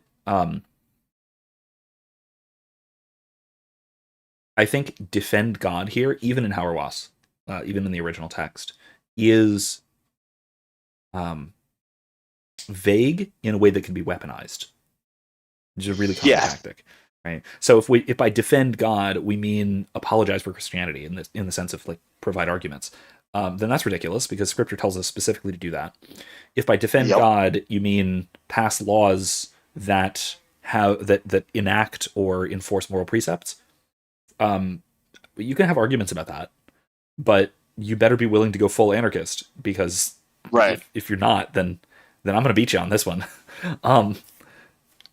Or maybe by defend God, you mean specifically form something like a state religion or unify the church and the state, right? Yes. And that's also condemned by the Galatian two swords doctrine, which I've also written about. That the temporal power of the monarch and the eternal power of the Pope are necessarily they coincide, but they cannot coincide in the same individual or institutional structure. Yeah. Right. So it's basically the condemnation of Caesaropapism. So what he's criticizing here is Eastern Orthodoxy, but he doesn't know that. I'm being mean to Orthodoxy, but I hope he doesn't go down this route. But I hate the fact that there are some. Well, I would say the majority of the liberals I see anyway view the conservatives as wanting some kind of theocracy as kind of a buffer or a medicine against completely taking God out of society. And like I don't know, I don't see the need to go full bore into theocracy in order to maintain moral precepts within civil law.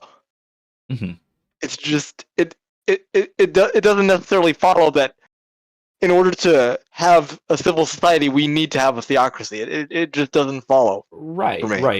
And I think a large part of the problem is that we are extremely pluralistic, not just with respect to like religions in this sense, but also just with respect to worldview, right? Yeah. And I mean, as Catholic Phoenix said, do you really think that God needs you, a guy in a flyover state, to make it illegal for me to read 100 Days of Sodom to 6-year-olds? Yeah, actually. And okay, let me put it this way: this is a specifically anarchist framework of understanding. Laws are the collectivization of violence. That's it. That's all laws are. Would you be justified, you personally be justified, in physically stopping someone from reading 100 Days of Sodom to your child? If the answer is yes, there can be a law against it. That's what laws mean, right? That's all laws are. Laws are force. Laws are violence. And so if you are justified in using violence to achieve an end, then you can be justified in collectivizing that right. And so there you go. If that is a sense of... it's an extension of the right of self-defense for the defense of it's essentially proxy defense. You stand as a proxy for the well-being and innocence of your child, and so you have a right to defend that. And so I have a right to let's say employ any violence necessary to stop you, whoever you might be that by millstone or otherwise, from corrupting my children. That's what laws mean. Right. Proctor Production says, John, that facial hair looks epic. You had to read that, didn't you? Yeah. It's very Guy Fawkes. You're getting awfully Guy Fawkes. And I like it. I like it. You need you need a basket hilt rapier. That's what you need. Okay. Yeah. And a FAMAS probably. Wait, no, he was British, so an L85, which I'm kind of working on. Wait, but not with that facial. That is very like 17th century. That's why I'm thinking basket hilt rapier. Maybe a flintlock. Oh. Fair. That's fair. I just like modern guns. I need Michael to get to the passage from Matthew so I can rip it to shreds. Okay, wait. Very briefly, another thing from Catholic Phoenix. He says, I know it's a little bit dumb talking about distributism, but I love hearing your thoughts on distributism. I know that my niche political beliefs are not for everyone, so long as I can trade money for base takes, we'll get along. There you go. To be fair to Distributus, I own something of part of the means of my production of base takes, so to speak. You know, the camera and the microphone and the computer and stuff. But at the same time, I'm also a wagee, so to speak. I teach at an academic institution, and I think that those institutions, having those institutional structures are immensely helpful for both economic purposes and also just for educational purposes as well. So for the purpose of the end of those particular endeavors. Anyway, again, getting off topic. Also, there's nothing wrong with people engaging in distributivism in like a distributivist like organization voluntarily. Like if you and your buddies, I mean that kind of is the like my living situation in my house. Not entirely, but like we share a lot of the food costs. Mm-hmm. I mean, some of it's still individuated because, right. I mean, and some of it's still individuated because I pay my individual portion of the rent. But right. I guess even then, it's still kind of collectivized because, like, I can't afford the whole house. Yeah, my roommates pay for their share. I pay for my share. Yeah. All right. Keep going. Come on. I don't think that. And another thing with Hauerwas, and again, I'm reading this in the era of the ongoing, American war in Iraq and Afghanistan. Hauerwas also said something like, well, not something like, I'm just going to read a quote. Why would I say something like? He literally said the thing I'm about to say. As long as it is assumed that war is always an available option, we will not be forced to imagine any alternative to war. Okay? So in our journey right now, I've kind of gone from, secular Catholic kid to evangelical teen to... I kind of disagree with that, but I think we can move on. I don't think that's really core to his point. Yeah. Fair? No, it's just move on. Both pretty. I don't fully agree with Hauerwas there, but maybe he's on to something. Move on. Just move on. Yeah. College exploring ideas of social justice and critiques of American empire and capital grounded in the Christian tradition. My next step on this lovely journey is I started reading about liberation. I know he's about to get into it, but like Dewey's fault. Conflating American empire and capital, those are opposites. Those are okay. Those are opposite things. Yeah. Capitalism and American imperialism are opposites. Capitalism was developed in opposition to mercantilism, which is what we're trying to do. Anyway, hence the fucking buy Greenland bullshit. Let's move on. Liberation theology. I think some of you might know what this is. It's school theology cooked up largely in Central and South America. One of the most famous things associated with liberation theology is the notion of the preferential treatment of the poor. The idea that the poor and the oppressed and the marginalized need to be ethically prioritized in society. We need to think first. Preferential option for the poor developed before liberation theology ever got off the ground. Liberation theology was directly and very intentionally a communist subversion tactic for the South American church. Anything else to add? Or tragically good job of it. Let's keep going. I'll have something to say here in a bit. And I was going to go through a bunch more Bible verses, but if you go to those Bible websites and type in like the poor, because there's like 1,000 verses in that friggin' book that are like take care of poor people, be good to poor people, blah blah blah blah blah. So like, what are we doing now? What are we doing now? But can you pause it again? One of the thinkers of the I just want to reiterate: communists, Marxists do not have a monopoly on taking care of the poor. No, not at all. Like, it's actually just the most bad faith thing that these people do. Like, there's nothing. I really want to be charitable, and I don't want to be mean.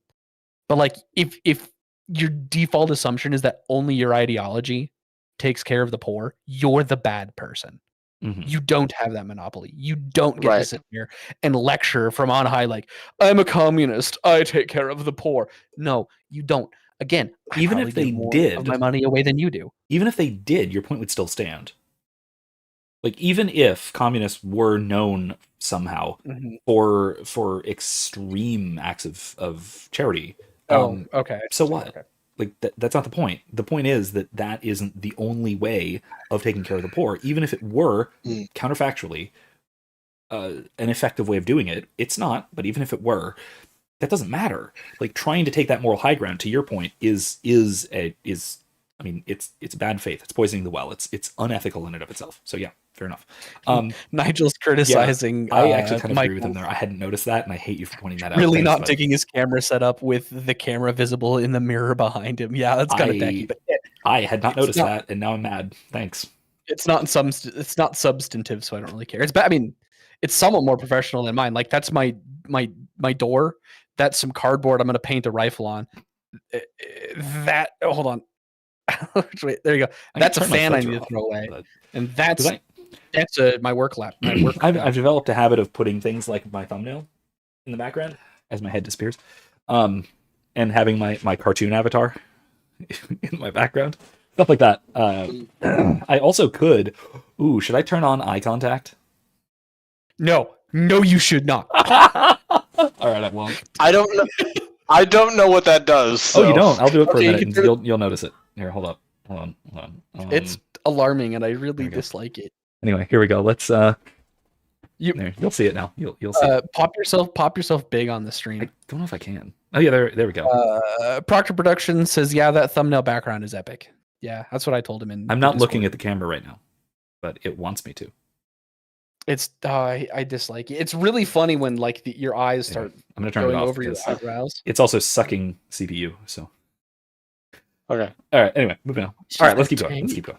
liberation theology movement, pretty famous one. And one of the more, I would say, middle of the road ones, not a super radical guy relative to some of the others, is a guy named Gustavo Gutierrez. And he says this in one of his texts, the poor person does not exist as an inescapable fact of destiny. His or her existence is not politically neutral, and it is not ethically innocent. The poor are a byproduct of the system in which we live and for which we are responsible. They are marginalized by our social and cultural world. They are oppressed, exploited proletariat, robbed of the fruit of their labor, and despoiled of their humanity. Hence, the poverty of the poor is not a call to generous relief action, but a demand that we go build a different social order. Oh my God, this is where I became Marxist? This is where it happened? Is this?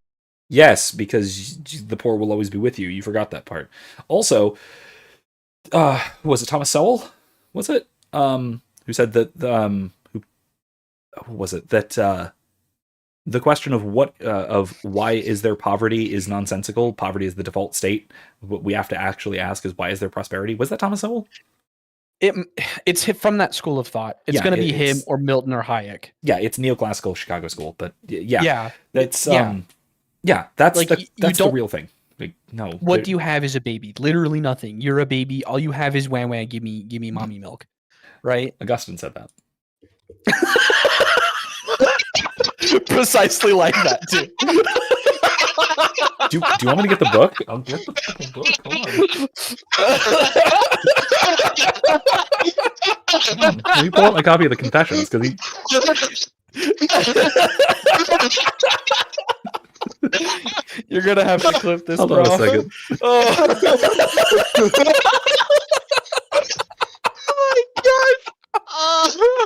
I think you broke us. You broke us, Professor.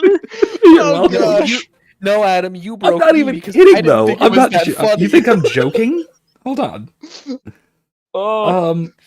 This is... I think it was. That was book one. It had to be book one. Oh no, this is talking about education. He's too old. Considering the fact that the Confessions is my favorite book of all time, I'm surprised I didn't know this quote. Oh, you didn't know this? Okay, hold on. I had to fight so hard to make that joke a little less crass too. Oh, my chest hurts. Hold on. Where is it? Darn it. My chest is burning. Oh, jeez.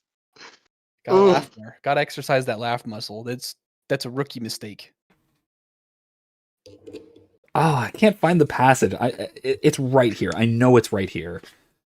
This is the part where he talks about God not being a genie. Possible. Catholic, while you're looking for that, yeah, Catholic go ahead, Phoenix, when my baby was born, she had nothing to her name except a set of D&D dice that my sibling bought for her. Nice. She was richer than 99% of babies her age. Precious.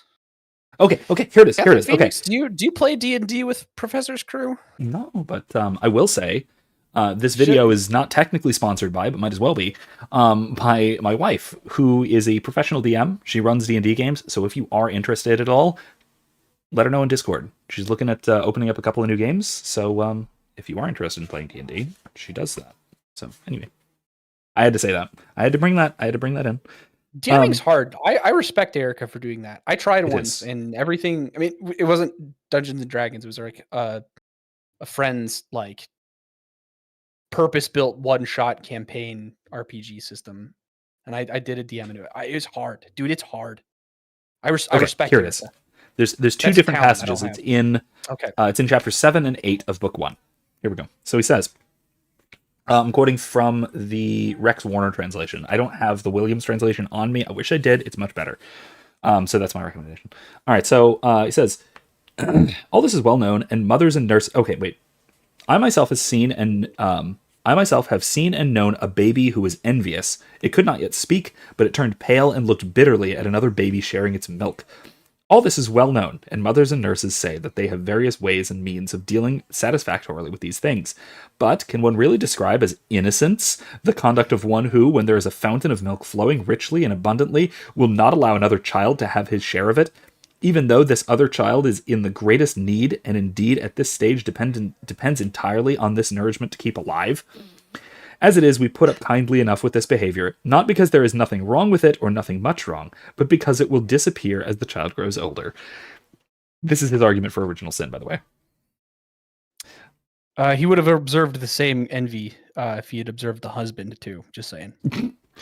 Um, I can't help myself. I'm so sorry. Where is it? There's another bit.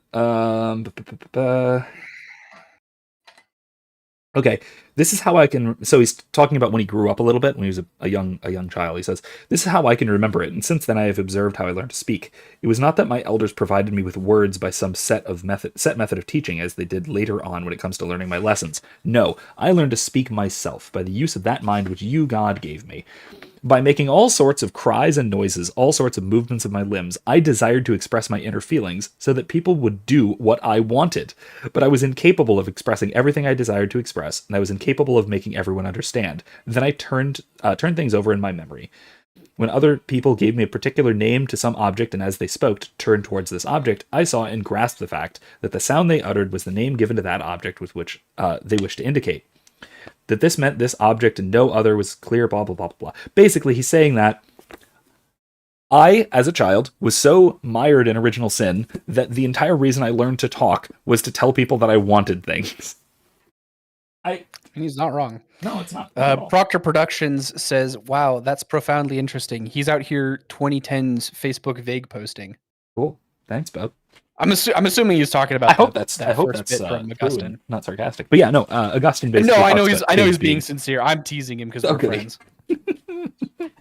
Catholic Phoenix recommends Erica running a West March. She's thought about it. Might be good. Says I love playing TTRPGs, and I could talk all day about how great West Marches are. Go in the gaming channel on Discord. Start talking about it, because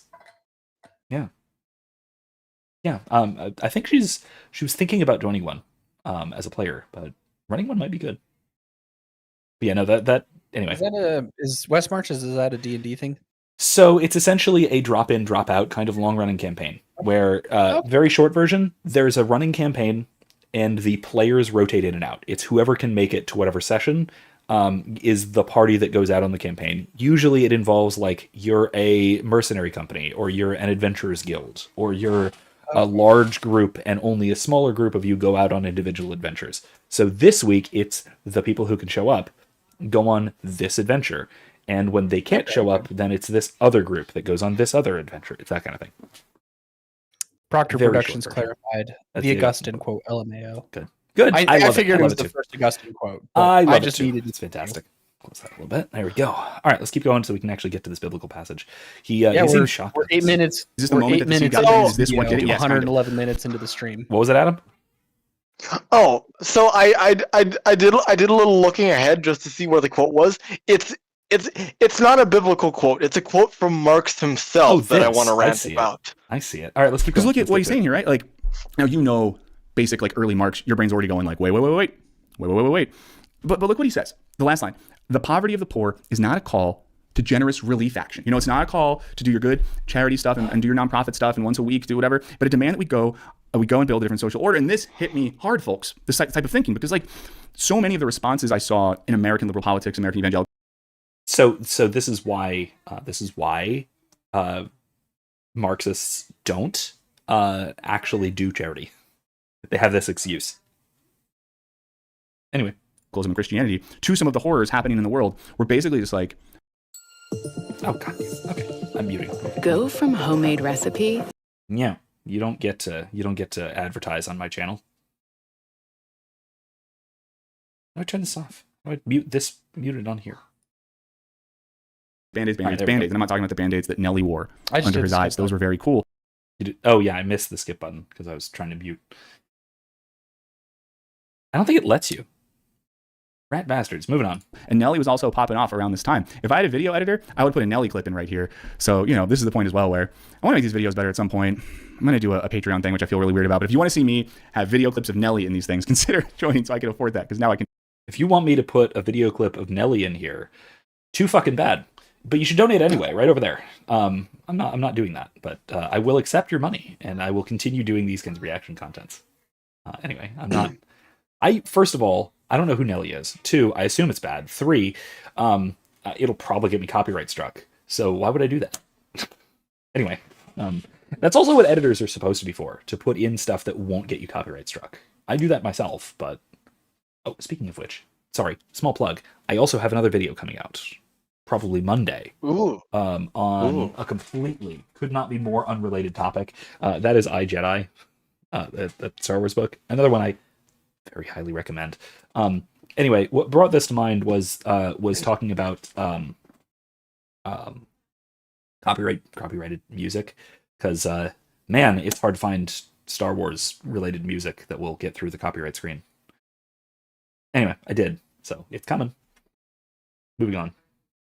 Can just afford this, but so many of the ways in which I saw, political or sort of organized responses to political and social problems were just little types of relief, but they weren't looking at the underlying cause of the thing.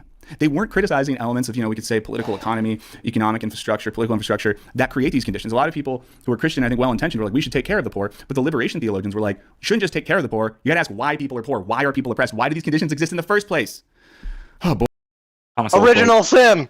Oh, well, okay, yeah, but I was just going to say that's the default. Let's put it this way. That is the default because we live in a fallen world. We can fix that, by the way. We can absolutely fix the fact that we live in a fallen world. Wait until we die. Problem solved. I mean, tongue-in-cheek, I'm kind of joking, but let God fix it. Okay. Trust in God and let him fix it. He'll get there. The eschaton, the end of the world, the new heaven, the new earth is coming eventually. It's the whole liberation theology is trying to immanentize the eschaton. It's that turn of phrase that everyone hates. Yeah, so much. they basically want heaven here and now, which is great, Precisely. but it's not. Well, Precisely. it goes back to my favorite book of the Bible, Genesis, and it goes back to the very first. Mine's wisdom, but you don't have that one. What's that? Sorry, mine's wisdom, but you don't have that one. So go on. I think I do. I haven't actually. You probably got it in some kind of weird appendix that pretends it's not real or something. Moving on. You've offended me. I don't know if my microphone just picked up Erica cackling, but she's having a great time DMing, so you should join it. Anyway, go on. Do go on. Yeah, no, I've got it. Look. Okay, what were you saying about Genesis? The actual point. Oh, yeah. The actual point. Hopefully you can hear me. Things are falling down. I'm making a mess in there. Heath, all these people that are trying to bring heaven here, it's just a replay of that most ancient sin. Thinking you are like God, knowing good from evil, which is very clearly a much deeper statement than I understand ethics. I thought you were going a different direction with this. No, I thought you were going Tower of direction Babel. No, I'm always I mean, it's foundational to the Bible, so it's The whole foundational point of the to Tower way of I Babel, think. right? And that's true. So it's the same Even thematics Tower of Babel, that go it's the through. same thing. Yeah, it's it's the reaching same up to thing. heaven to bring it down to earth of our own accord through our own power and telling God that we don't need him to do it, which is exactly the same thing we see in Genesis 1. So yes, you're right. Or sorry, Genesis 2, but whatever. You get the point. 3. And sorry, if you and if you consider the fact if we were reaching up in Genesis, it took God actually coming down in the incarnation to set things right. It was the reverse. It flipped. Mm-hmm. Yeah, you can't build a bridge to heaven, but God can absolutely build a bridge down to earth. Right. Proctor Production says, how is liberal theology trying to immanentize the end times? Could you, the letter, clarify Mr. Prof. Brotherman? Does YO take that much extra? If you're writing on phone, I get it. Whatever. Anyway, point is, He's just being silly. so liberal theology, specifically this kind of political theology that you find in liberation theology. What this does, so liberation theology, not necessarily liberal theology. Liberation theology, what he's talking about here, it tries to immanentize the eschaton. By eschaton, I don't mean the apocalypse, I mean the new heaven and the new earth. I mean, essentially, the new paradise of salvation, ultimate salvation. It's trying to perfect the world through our own socio-political efforts, say, rather than to put our trust in the divine that the world will be remade ultimately. We're trying to remake the world on our own. It's essentially a kind of, like John was saying, it's a kind of trying to replace God with ourselves. In that sense, it's also a kind of Pelagianism, if you will. That the idea is that we don't need God's grace to be perfect as our Heavenly Father is perfect, but we can do that. We can fulfill that command because we have this moral exemplar or something, or that we know what we need to do politically or philosophically or ethically or whatever. But rather, we should do the good that we can in this world within our own sphere of ethical responsibility, say. But that beyond that, we do still need to put our trust in God for the big picture. It's not to bring in Jordan Peterson again, but clean your room is the first step towards saving the world, right? And then leave the world to, well, first of all, later, and everyone working together in our own little tiny capacities. To quote Tolkien as well, another thing that I've responded to him about, it's the small acts of kindness and love that save the world, not grand shows of power, that sort of thing, which is a paraphrase, but from Tolkien, but close enough. Does that clarify? Hopefully. Puff Puff says there's no ethical imagination under capitalism. I'm not sure what you mean by that. I think there absolutely can be. I think the things are unrelated. Are you streaming somewhere other than YouTube, Prof? No, this is all on YouTube. I don't see Puff Puff's comment. Oh, you just commented in YouTube. I don't see it. I don't see it in the chat. It's showing up for me. But anyway, I will say I'm not sure what you mean there. That oh, there it is. Okay, I'm just. Oh, why does he have so many bottles behind him to the right? Because he's a philosopher. Yeah, it's kind of what we do. It's his philosophy juice. You don't have philosophy juice? It's wine. That's what it's called. Yeah, philosophy juice. Yeah. But anyway, so so another point about like the relationship of capitalism to ethics. Politics as a field of study is essentially it's what you get when you apply ethics to economics. And by economics, I mean praxeology, the study of human action and human interaction. And if you apply ethics to that, then you get politics, and that's all politics is. It's reducible to economics, but with an ethical dimension. So there you go. And so if you can have these two things separately, you can't derive ethics from economics, and you can't necessarily derive economics from ethics. But when you apply them together, you get political theory. Yeah, that is a lot of bottles. So Proctor says, so trying to, of your own will, bring the kingdom of heaven to a fallen earth. Yeah, basically. Taking that responsibility onto ourselves rather than that responsibility being belonging to God. Right.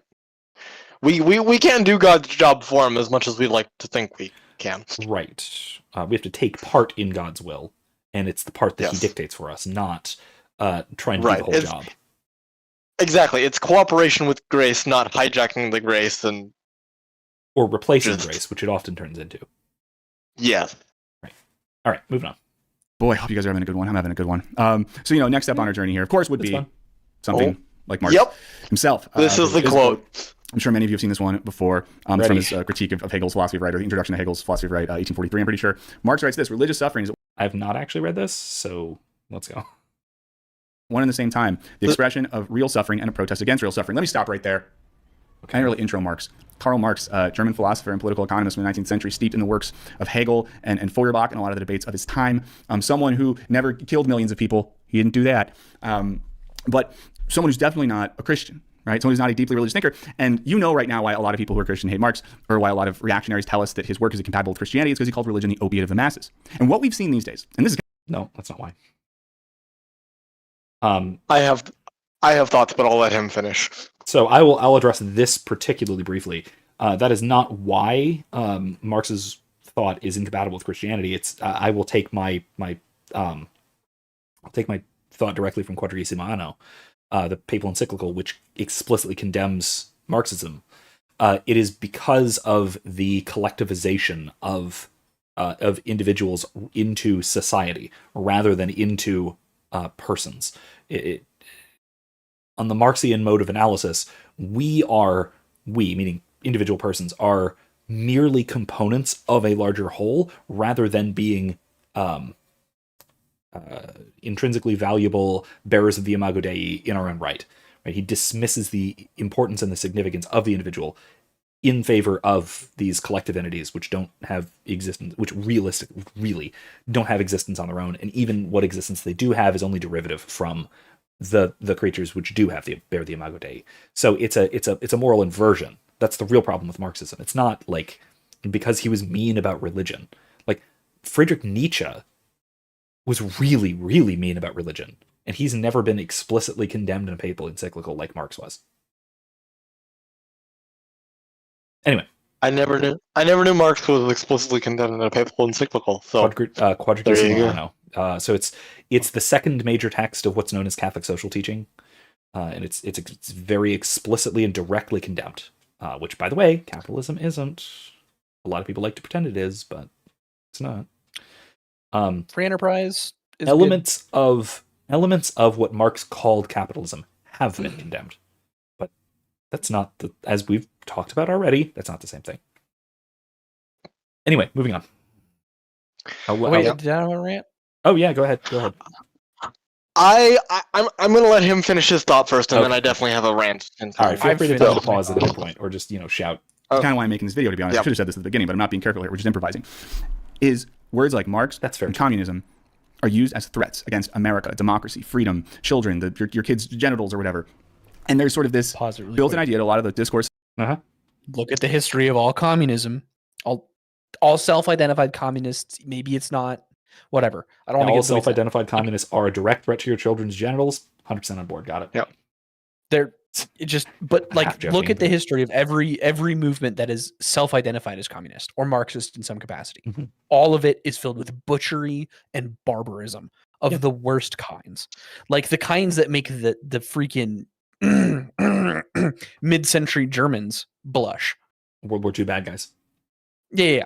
Although they did a lot of things that would make everybody else blush too. We're not gonna. Yeah, that's fair. That is fair. I mean, like the difference between the mid-century Germans and Nazis were bad guys too. Okay. Yeah. We're good. Anybody who follows a meth head vegan is insane and stupid. Hey, listen, that is slander. He wasn't a vegan. He was just a vegetarian. He ate fish. Whatever. Same thing to me. Anyway, go on.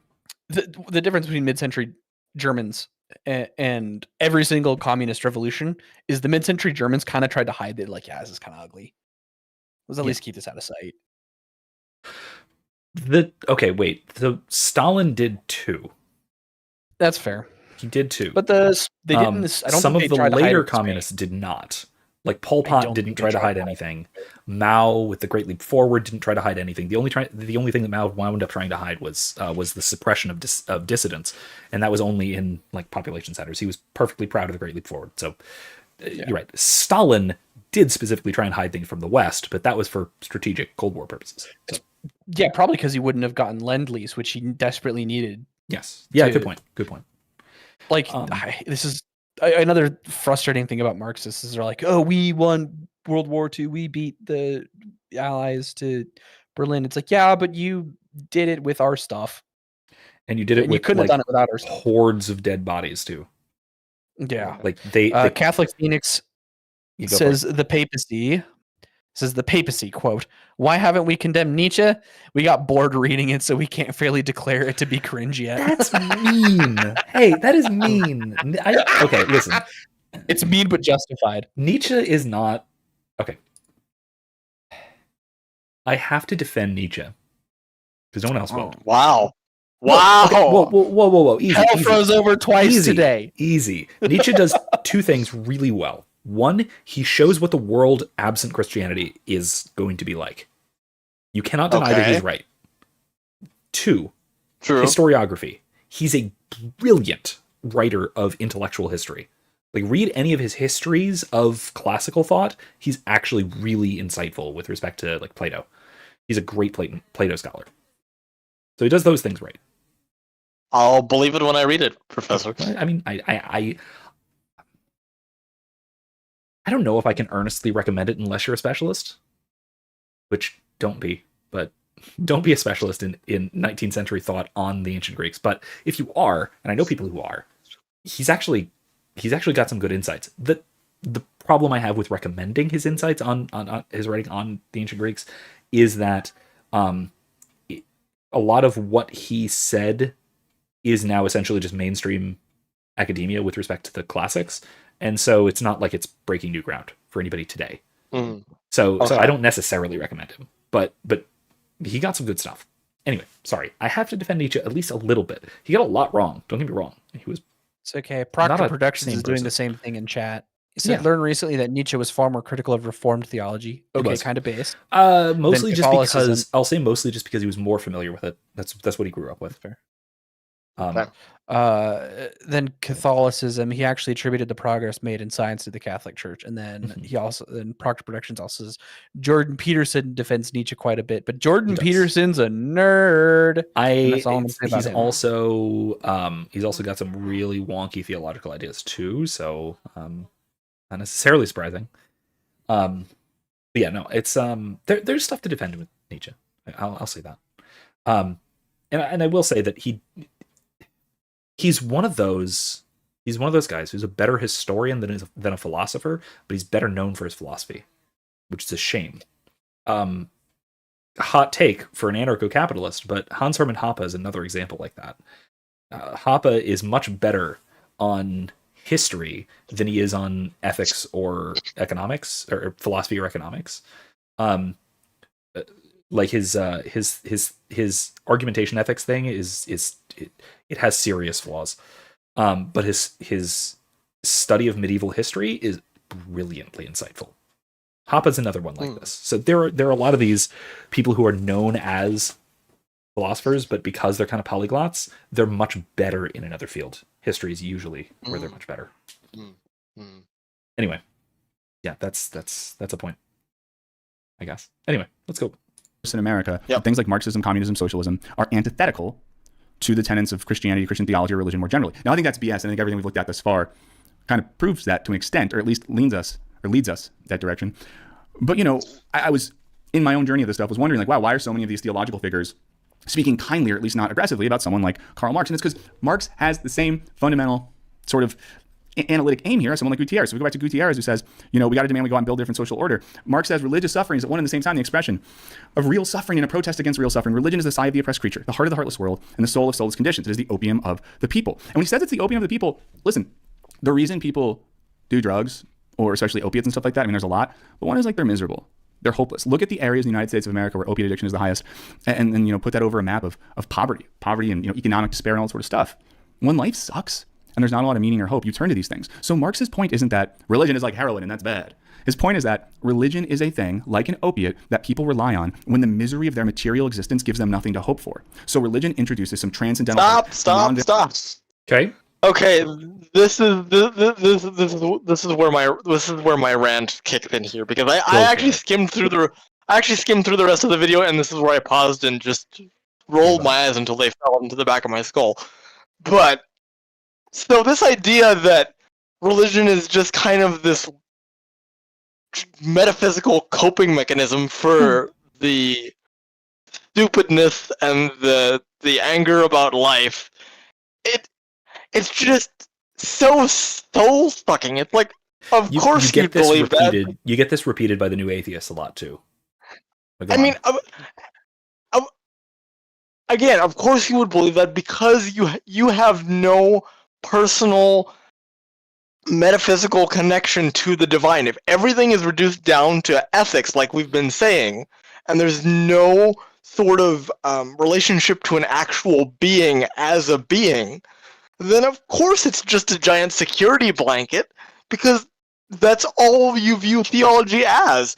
And it's aggravating to me because there's more to theology than that. I know he's talked before about like Matthew 25 and the sheep and the goats and giving charity.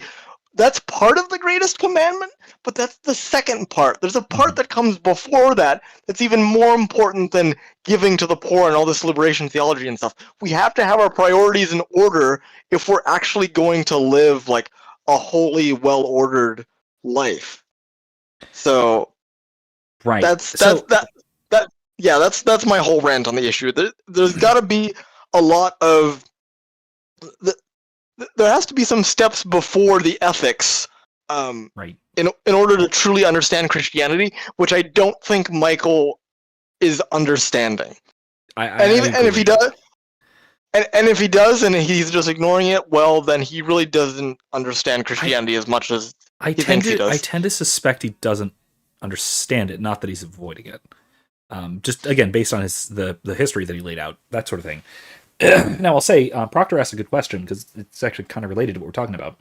As did Marx ever define what he means by happiness? Not specifically, and he does. I know somewhere he does explicitly reject both Aristotelian and Neo-Aristotelian definitions. By implication, as best I understand it, he is talking about basically material well-being, like specifically. Again, there could be more to it than that, but that's as I understand it. Beyond that, go ahead. So hedonism. Marx would equate happiness with hedonism. He's a materialist. That makes sense. He's a materialist, right? Strictly, both metaphysically and ethically. That's why Marxism is referred to as dialectical materialism. He judges societies and then and judges individual lives on the basis of strictly material well-being. So material, like possessions and wealth and stuff like that. Beyond this, though, right? So to your point, Adam, the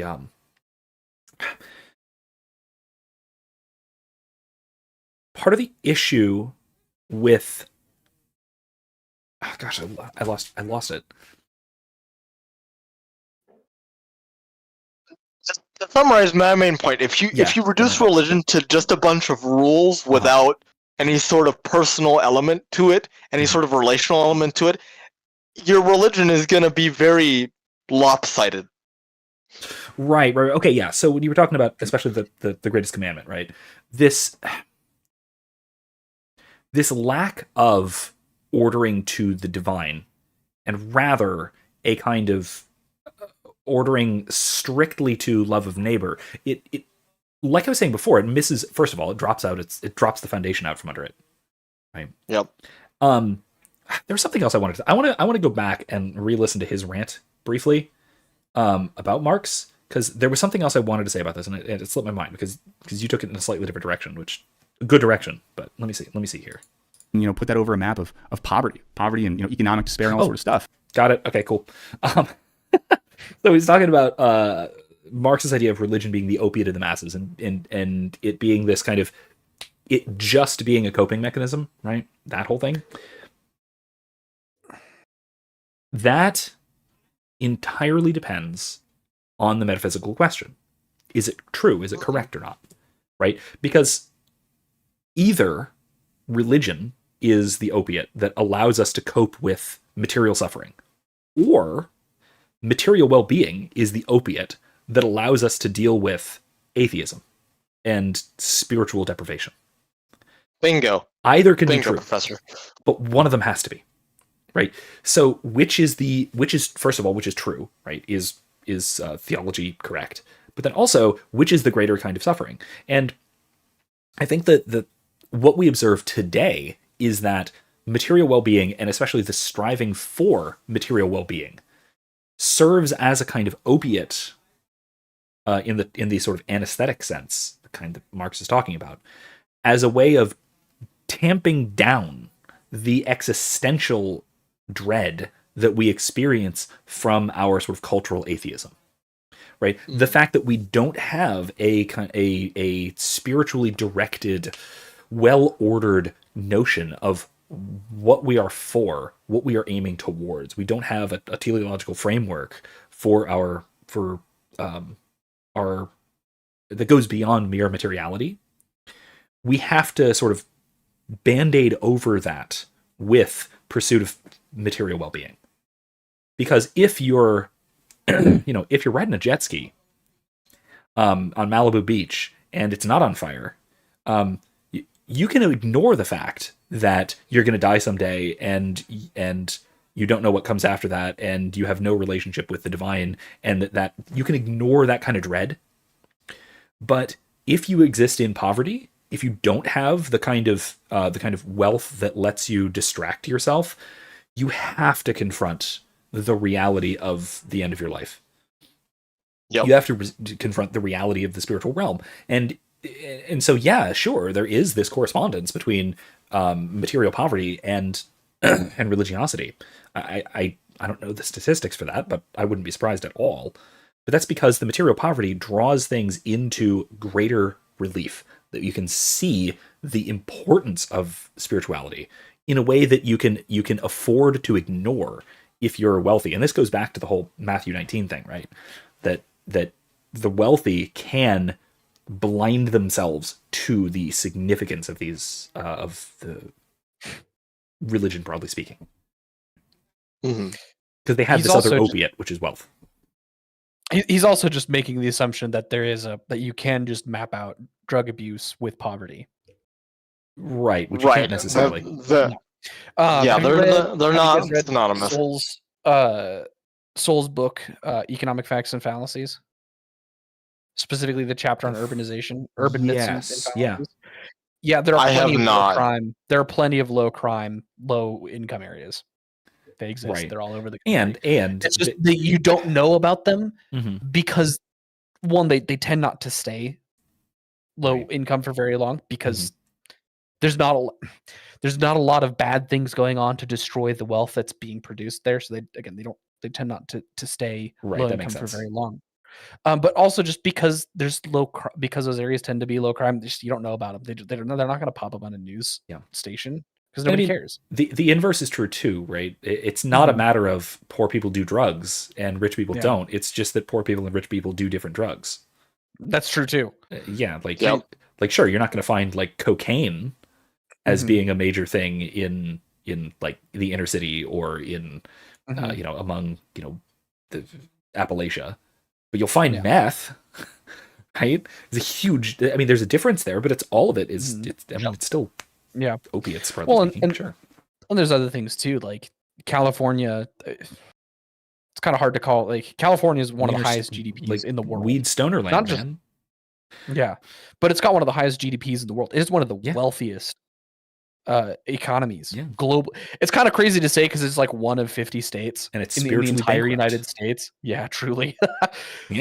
Drug rates, drug rates are really high in California, but it's a really wealthy state. All things can totality. To quote another old professor of mine, I, as a philosopher, don't put much store in facts. I prefer to deduce things a priori from the armchair. But I would hardly suspect that. And the economists knew let me do that. Yeah, well, I study economics from an Austrian perspective, so a priorists are right. Yeah, broadly speaking. In any case, I would strongly suspect. That's why I'm not full on board with Austrian, but I would strongly suspect, and this isn't deductive, so this could be uncertain. This is uncertain, but I strongly suspect that there would, in places like California, that are relatively well off and are relatively spiritually bankrupt, that there would probably be an inverse to what he's talking about in terms of correspondence of drug use to wealth. That in like places like California, that drug use is probably a lot higher where there is a lot of wealth, where they can afford it and still have problems that they want to get rid of, right? But they're internal, they're spiritual and psychological problems, the material wealth problems. Again, original sin. Hey, look, Augustine was right. Proctor Production says, spot on, fantastic argument, dude. Game over emoji, Marx annihilated. Glad you like that one. Yeah, that's another one that's sort of bopped around my head a lot from time to time, especially because there's been a lot of discourse lately about how it's the line go up discourse again, right? And this is the part where the line go up people are kind of onto something, that material prosperity and material well-being aren't everything, but where they go wrong is thinking that anyone thinks it does except for Marxists, right? most... Okay, that's not true. As a bit of an aside, this is the difference between right and left libertarians, right? Libertarians on the right, the Mises type crowd, Hoppians, Rothbardians, etc., have, yes, we adhere to things like the non-aggression principle, stuff like that. We hold libertarian political views, but that's one small part of a broader ethical framework. Whereas the sort of left libertarians are libertines, and they think that they reduce ethics down to the non-aggression principle, and that's it. And so they go wildly off the rails. And I've published this elsewhere as well, that they make the exact same error as the sort of Puritans, whether it's Puritans on the right or on the left, where they reduce ethics to law, what is enforceable. So they think that everything wrong should be illegal, and only things that are illegal are wrong. And it's just they have different degrees, right? Right-leaning libertarians think that there's a whole rich ethical framework, but that only a few of those things actually require violence. Anyway, that's a hobby horse. So, I feel like I had something to say, but I totally forgot. Okay. Well, if it comes up, feel free to have us pause.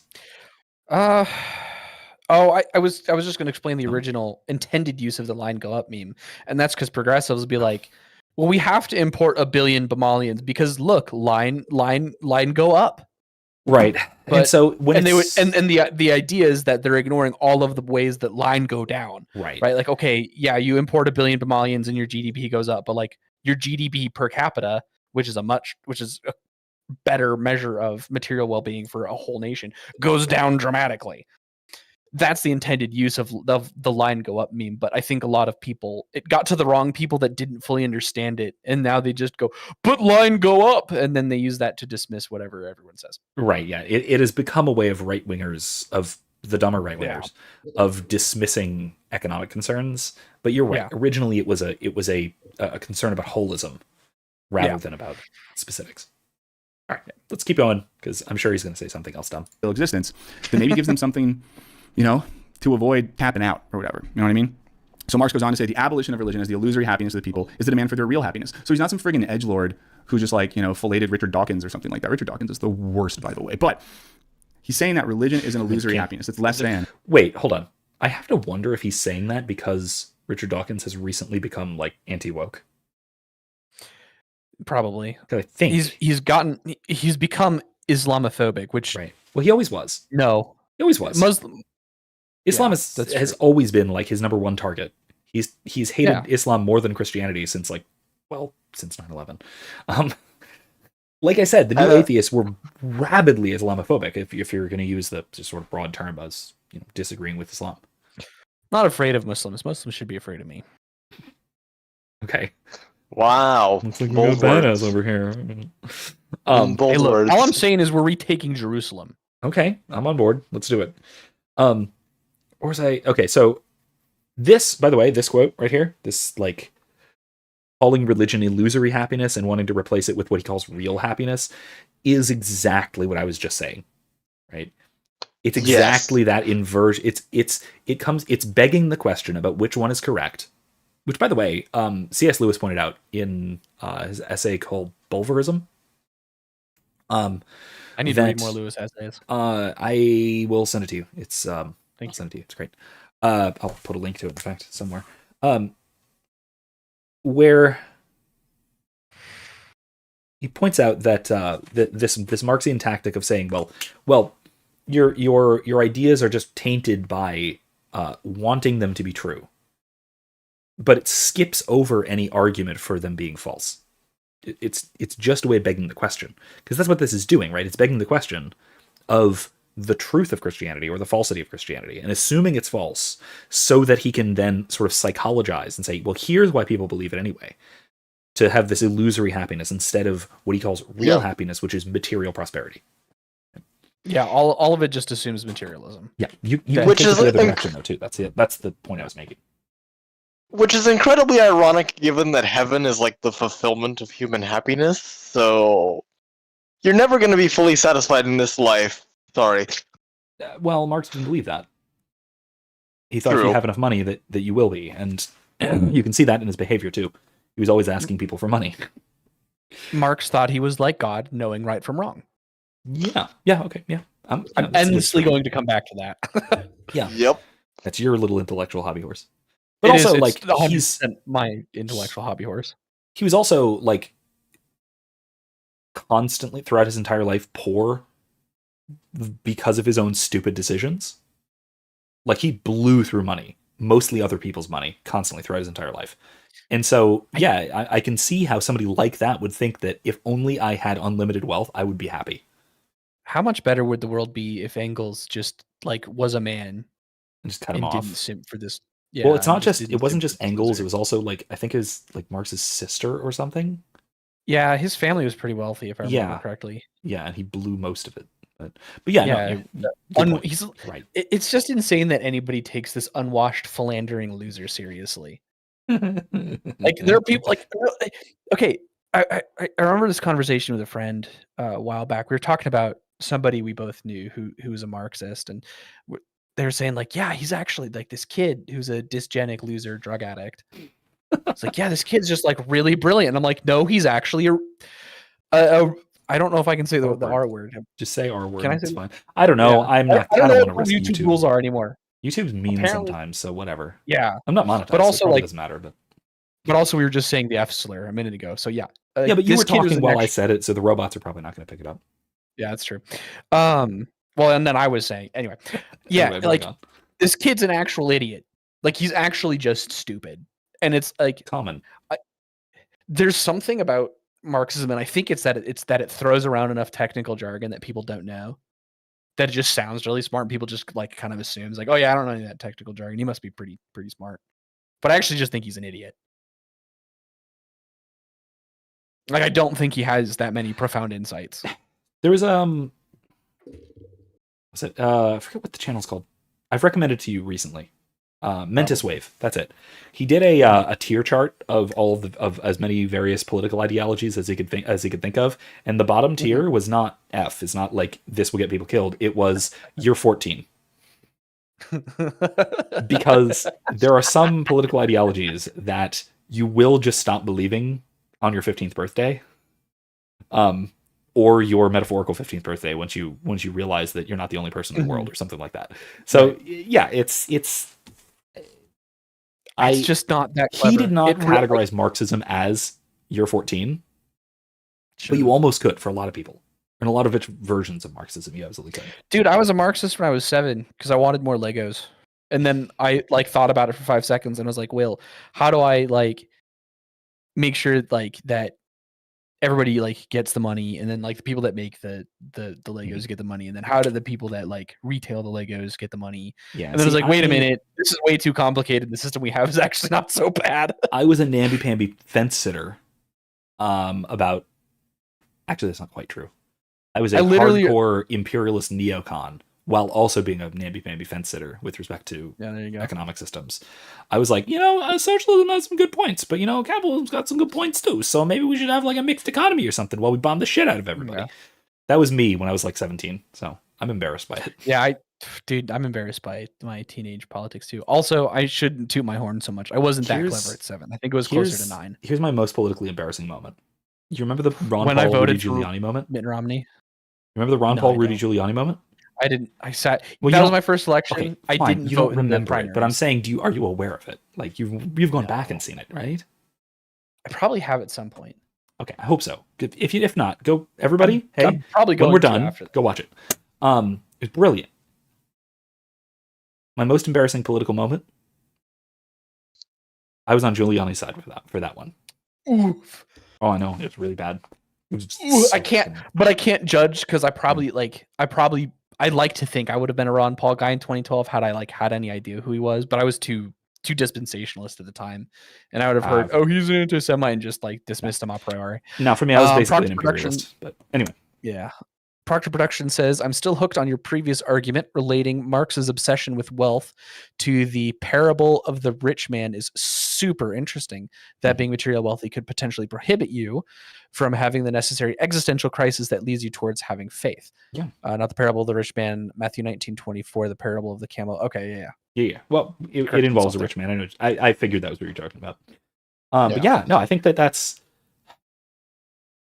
I don't want to put that harsh of a term onto Christ's words. I don't want to say that it would prohibit you, but it would make it a lot harder. In a similar way that I would say that it's an unneeded burden to be rich. Yeah. Well, take an analogy. Here's an analogy, right? Right. I think that somebody like Richard Dawkins, or even somebody like Carl Benjamin, would have a very hard time.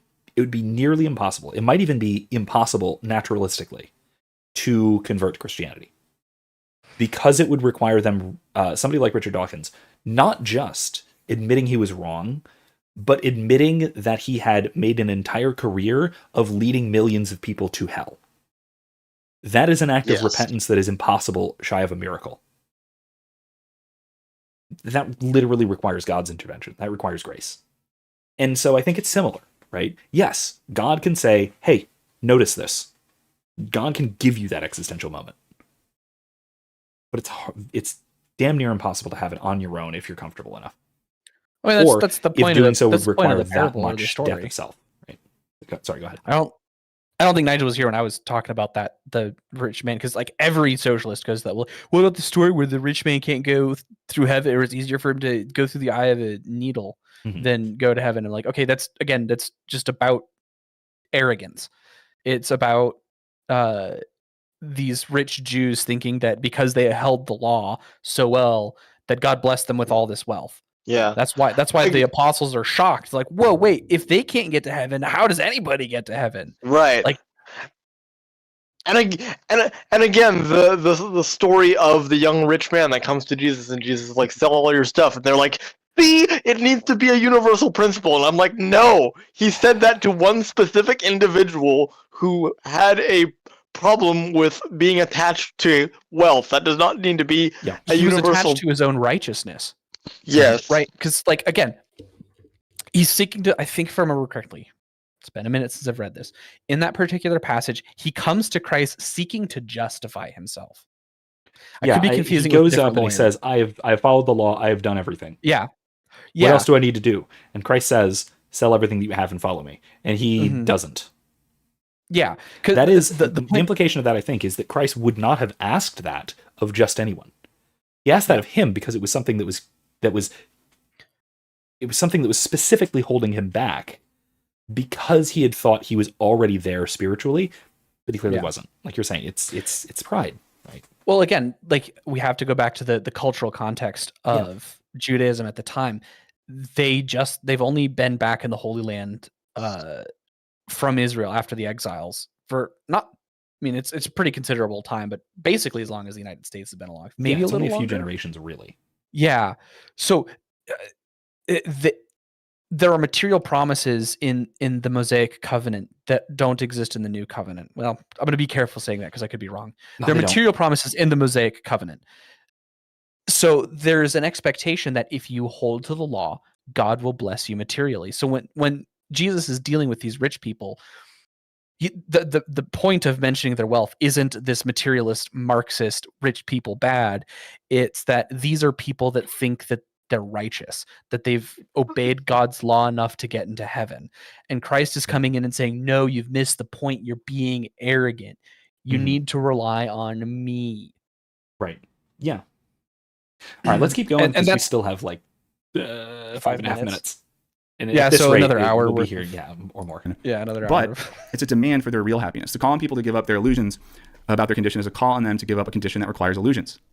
It's calling them to give up a condition that requires illusions. The criticism of religion, therefore, an embryo is the criticism of that veil of tears of which religion is the halo. So the criticism of religion is the criticism of the thing that makes us need religion, which are systems in the world that lead to oppression and poverty and exploitation and all those sorts of things, which is why one can say, or one can see this journey of like, okay. That is just farcically bad. Because I think he's essentially saying that, well, poverty, this condition of poverty, is, in Marxian terms, due to our false consciousness. That we don't have a class consciousness that we're aware of, and we don't become part of the revolution. If we became part of the revolution, then we would no longer have these material concerns, because we would have this grander existential meaning, which is still about material concerns, but we would be striving towards material equality and prosperity. which is just replacing one one existential end with a semi-existential end. It's just, again, first of all, immanentizing the eschaton, and then second of all, materializing the transcendent.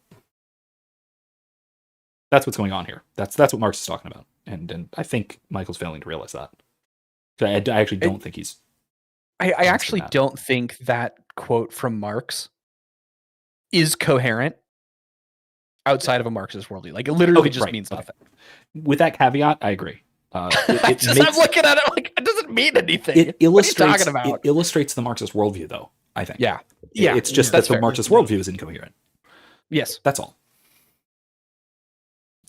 Because I'm religious, I'm violent. Yeah.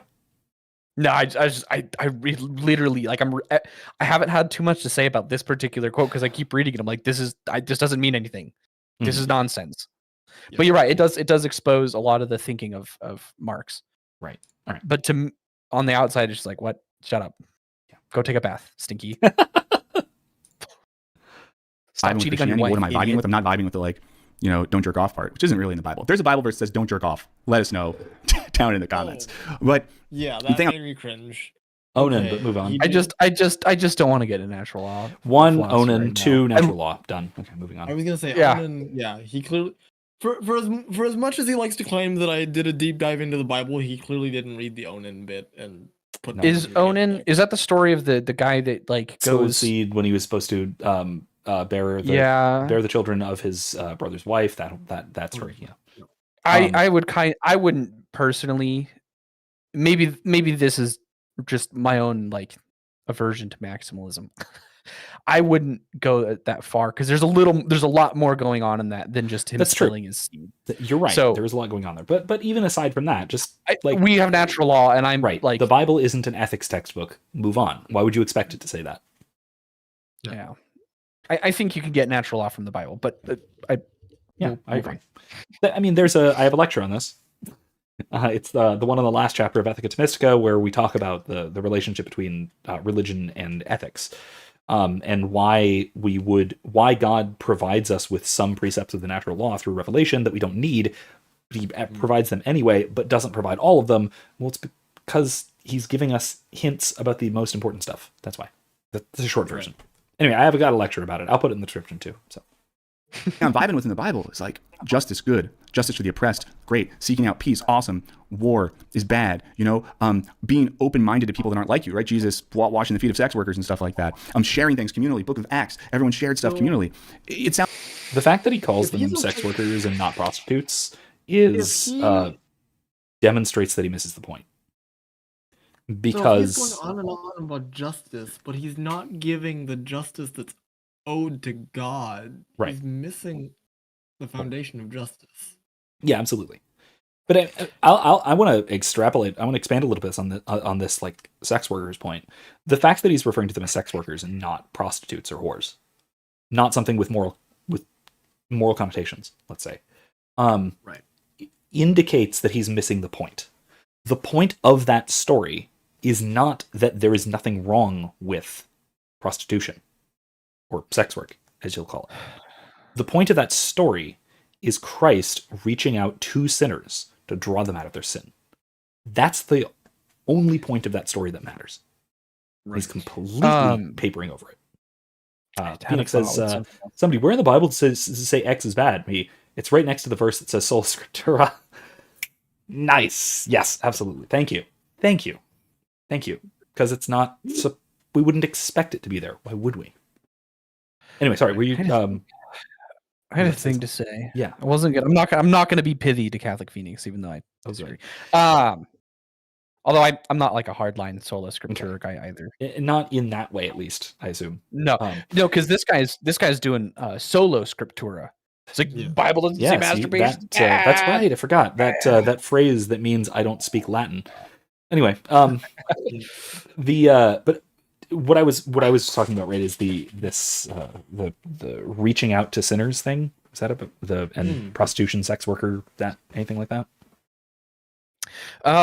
No, he's like, Jesus says to be open-minded and just like accept people that are different from you, and that's the accept people that are different from you is true in the context that they become Christian, Right. and that they become your brother in Christ. Right. But Christ did not command us to be open-minded and accepting the way that he understands it. Yep. Because like you get Don't be so open-minded that it falls out. Wow, nerd. Yeah.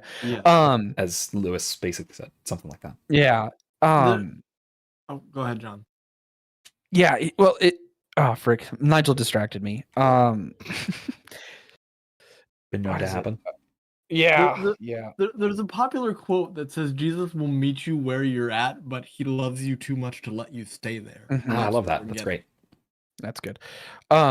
It's about no, like Christ was very hardline, like no one comes through the Father but through me. That is a very, very clear and unambiguous condemnation of religious pluralism. Yes. Which I guarantee you Michael advocates for. Like He you does. shouldn't be He does such an explicitly. Islamophobe. He Christ is explicitly an does. Islamophobe. Yeah. Christ is an Islamophobe. And Just speaking of- 100%. Because you speaking of can't sex claim workers- to be a son of God in Islam. That's blasphemous. But he does so. Christ does so unambiguously. Not Christ, not Jesus in the Quran. Yeah, he Anyway, just sorry. like Jesus just like was vaguely nice and said to be like we should love each other and stuff, and we He should didn't all say just that. be like one. Lewis And it's like trilemma. no, he did not come to bring peace. He came to bring a sword. Lewis trilemma. What's that? The Lewis trilemma, or the quadrilemma, as it's been developed by Peter Kraft. Lunatic, fair. liar, Lord, or Lucifer. That's an alarming addition. I get where he's coming from. I'll have to explore that more. Yeah, I don't get how he gets any kind of his own hippy dippy. Let's just all be nice to each other and accept people that are different. Like Because he just wants to pretend that Jesus was basically just John Lennon in the first century. Right. I'm not a Christian, but like if I use your religion against you, maybe you'll believe what I believe, and I can have political power over you. The cross and the 38 special are very different. And I mean, we were talking just a second ago about like, Sorry, Adam. I'm sorry. I triggered John laughing. I knew what I was doing there. It took a second to sink in. I think my collection of John Lennon memes is up to like it's in somewhere in the 40s. I have like 40 something memes. Anyway, all right, just like Adam, sorry, you go. No, you were about to say something for the last like 3 minutes. I was just gonna say like to John's point about like the hippy dippy Jesus, like Jesus said to the woman caught in adultery, like I don't condemn you, but he did also say, don't do this again. He took a very hard line on like actual sin. Like it's better for you to enter heaven with your hand cut off than to be thrown into Gehenna. So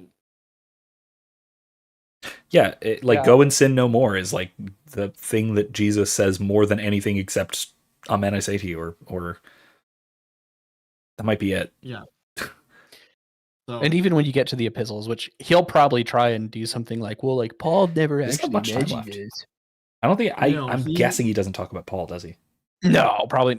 This is me Okay. kind of preempting some of his objections to what I'm about to say, which is just like when you get to the epistles and more like, because the gospels are very much about Jesus and in his life and his sacrifice and how Christians should live. You get more from the epistles.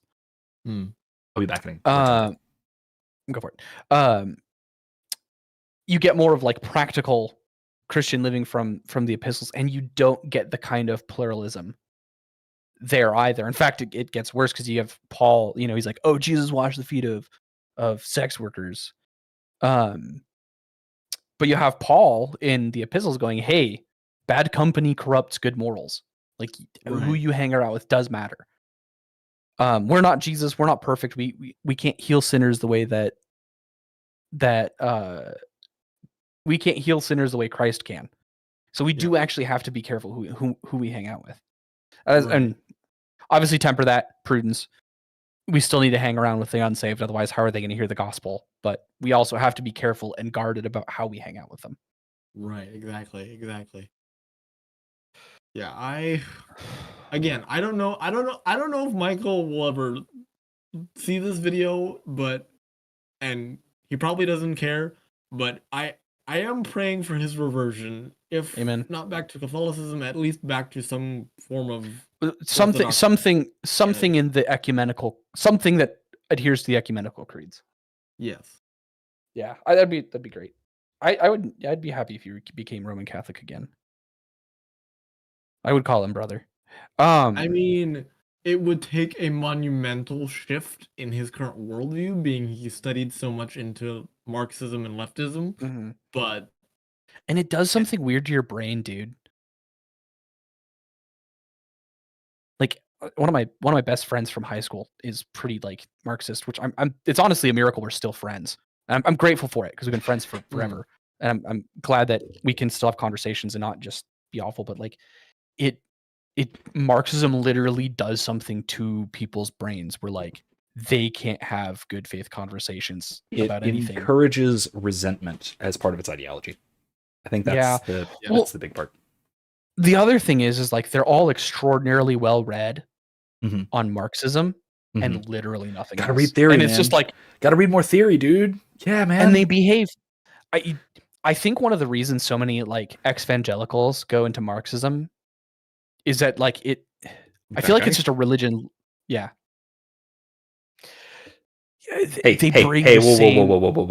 Whoa, easy now. Don't go calling it a religion. Remember, religion is one of those terms that appending the indefinite article means you don't know what you're talking about.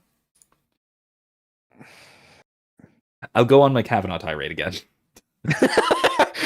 Anyway, like by the way, he does explicitly address this claim that Marxism, it acts like a religion, right? Because it's irrational and does violence. Well, if that's our categorization. Anyway, that's fair. I wouldn't call it that. Anyway, it's a replacement for religion, though. Certainly, yeah, sure, yeah. But like, I don't know if it's. I don't know which direction the causality goes, but all of the religious fundamentalists, like the evangelical fundamentalists that like are like, don't read Harry Potter, it's satanic. Don't read the Quran, it's satanic. I have a Quran. I can read it. I haven't because it's boring and I don't want to. But I have it. But isn't the poetry just so beautiful that it burns in your bosom or that? No, that's Mormonism. Yeah, you're right. Okay. Never mind. Like wrong. It's wrong too, but still. Yeah. wrong desert heresy. My bad. Yeah, but it's just like they take the same attitude of like, don't read the evil thing. Don't like keep the evil away from me. They take that same attitude, and then when they move into Marxism, it's the same thing where it's like, if you ask them, hey, have you like, you hate fascism, but have you actually like read Doctrines of Fascism? No, you can't. You'd be like, no, I don't need to read that. All fascists. You read economics in one lesson? Yeah, exactly. Yeah. I'm actually not that impressed with economics in one lesson. But the point is that it's one lesson and it completely and utterly destroys every aspect of socialism. Yeah. So that's the impressive part. It's just the broken glass fallacy, right? For 12 however many chapters. But the point is that that's all you need. That's all you need for its purpose. That's fair. Anyway, sorry, Adam. For its purpose, it's fine. I guess I understood it to be trying to be a bit more exhaustive than that, and that's why I was unimpressed. Yeah. As a fair criticism, a repudiation of Marxism, I actually would agree with that assessment. Then, my opinion Adam, on it's changed. Say something. Yeah. Two devil's advocate points on the whole fundamentalist book thing. Like, one, yes, there are books that are just fundamentally bad. Like anyone who reads 50 Shades of Stupid is they just lose brain cells. Okay, fair enough. Oh, good night, Proctor. See you next time. Good night, Nigel. See you around, buddy. Thanks for staying. Bye. But also, like, the church has an index of forbidden books. So, like, right. By the way, 50 Shades isn't on it, but maybe ought to be. Prohibited books are a thing. Yeah. So the fundamentalists do have a point there. Right. And now, I will say that even the index of forbidden books admits of exceptions for things like research purposes and refutation by spiritually well-developed and experts who will be then counteracting them. Right. There are exceptions to those indices of forbidden books, both in the present and in the past. Yeah, and again, I don't know which way causally the correlation goes. I've just noticed that Marxists, the vast majority that I interact with in real life and online, less so in real life, more so online. Like online Marxists, it's been 100%, but like they don't read anything critical of Marx.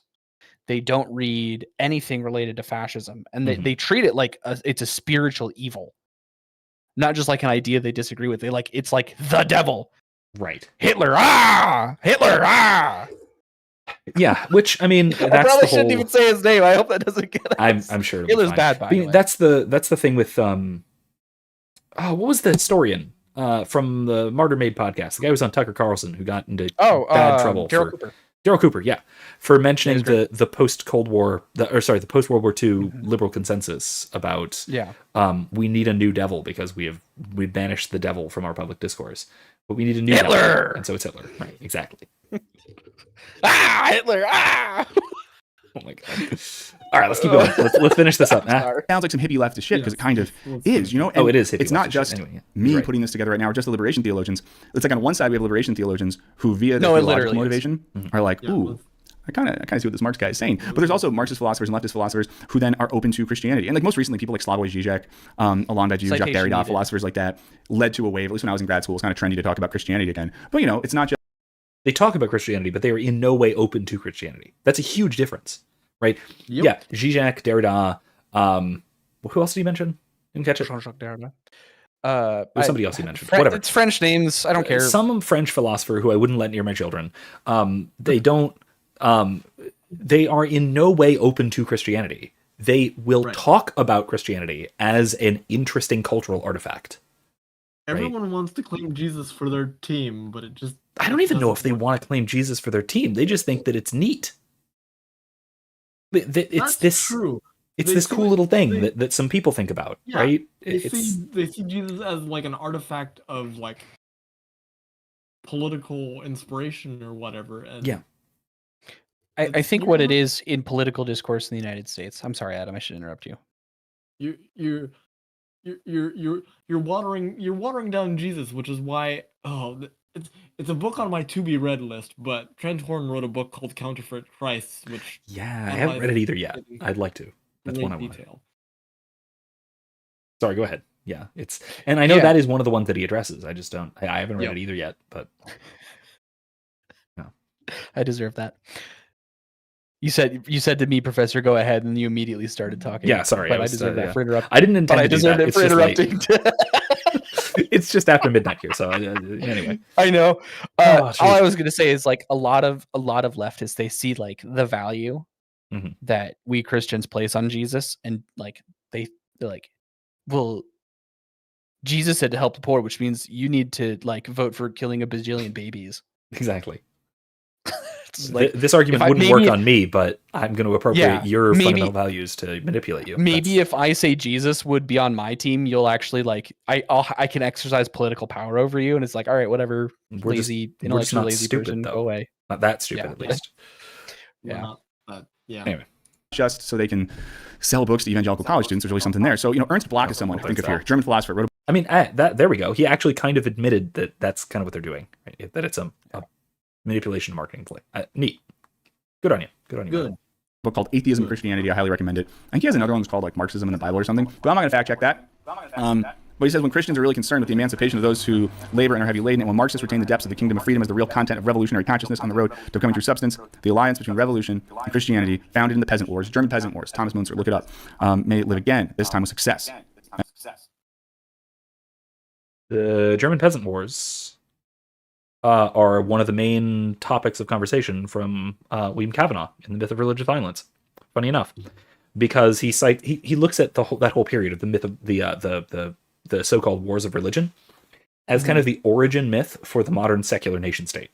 That because of all these sectarian conflicts, which Kavanaugh very clearly shows were not actually sectarian, they were nationalistic, territorial, economic, etc.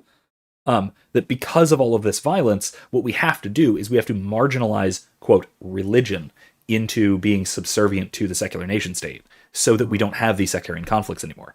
And what did that lead to? The two world wars. The French Revolution, then the two world wars. Go on, Adam, sorry. So Michael just needs to read Kavanaugh.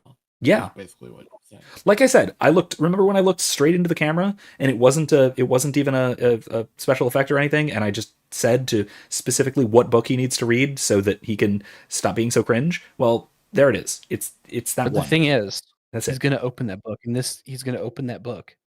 Hitler! No, that's the thing. Is that like Kavanaugh is relatively liberal when it comes to theology. Is generally like he has a whole section on basically anti-colonialism. I think that your average run-of-the-mill leftist would be sympathetic enough to Kavanaugh to give him a fair hearing, and his points could fundamentally change some minds. I think his book is great.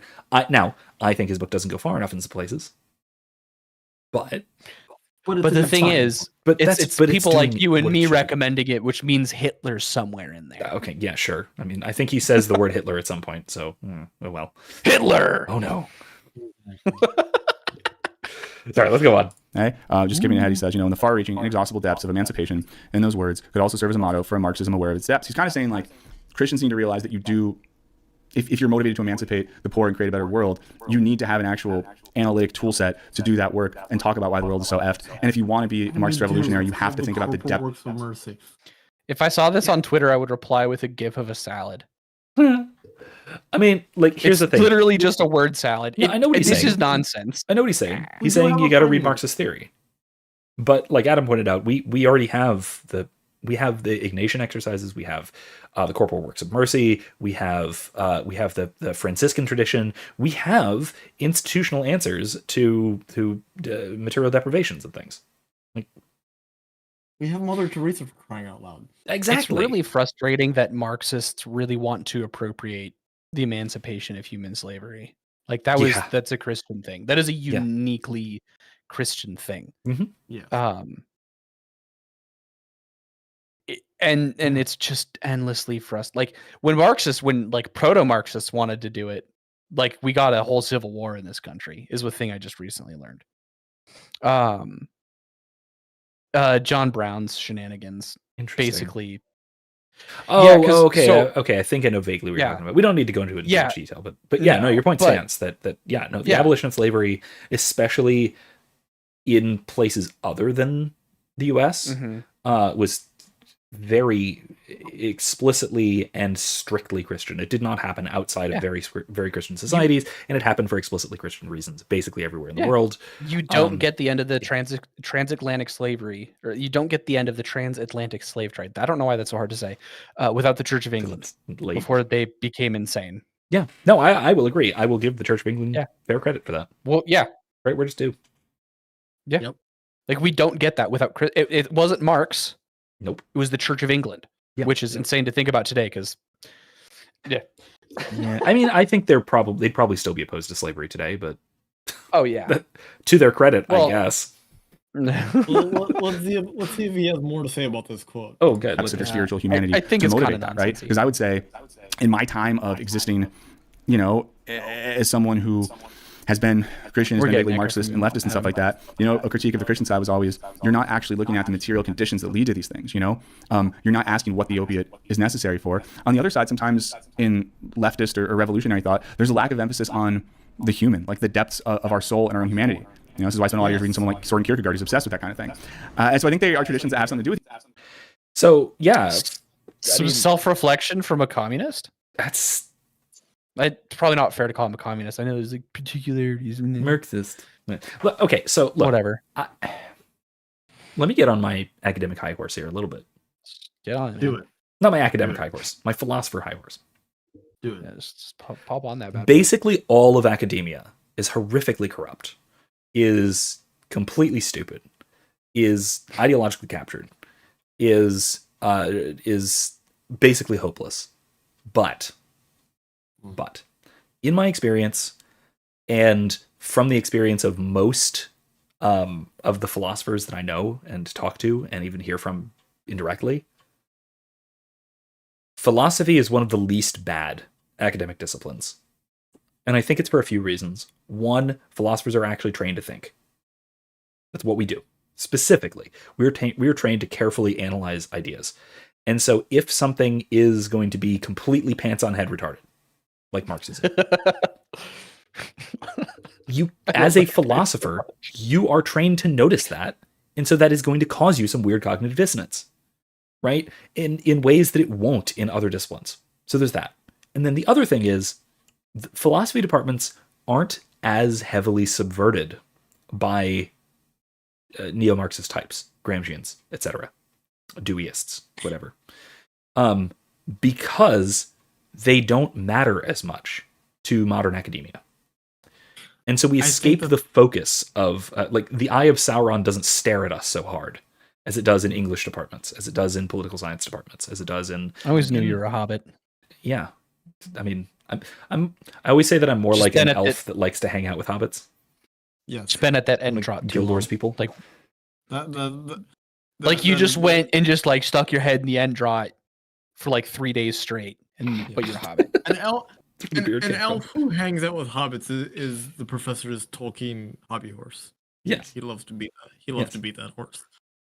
Because Anyway, so sorry.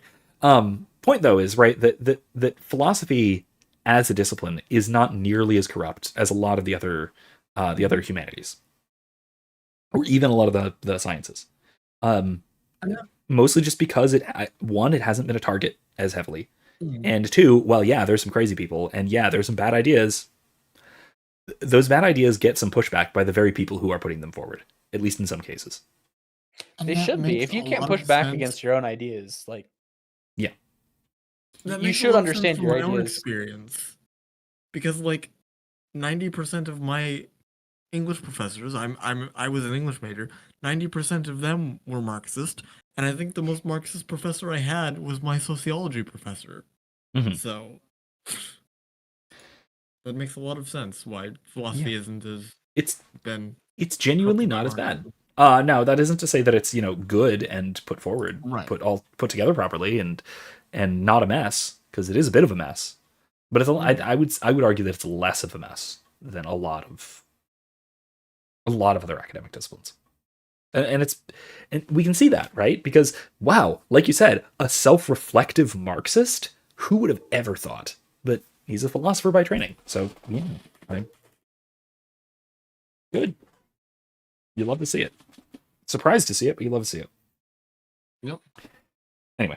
With each other. And I also think there is a pathway. And it's not just me. I'm sure this is some of you guys. I meet so many people in my life who are interesting, thoughtful people with radical politics, with empathy for everyone around them that want to create a better world, who have had some religious experience that led them there. And I think there's something...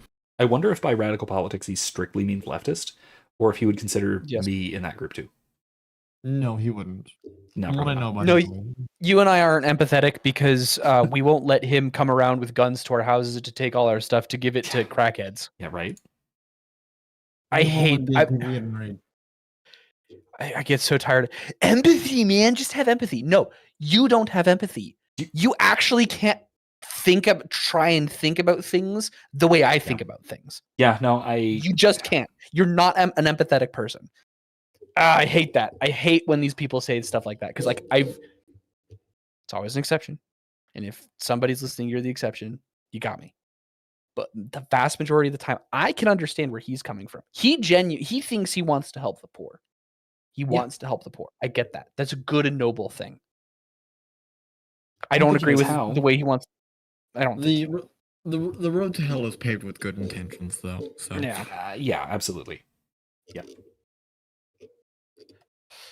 I'm gonna avoid going back to my intellectual hobby horse. But it's just like I've not like had any interaction with a progressive that says they're like super into empathy, like actually be empathetic towards their political opponents. It's just, you're a racist Nazi, Hitler. Yeah, no, it's not even just leftists.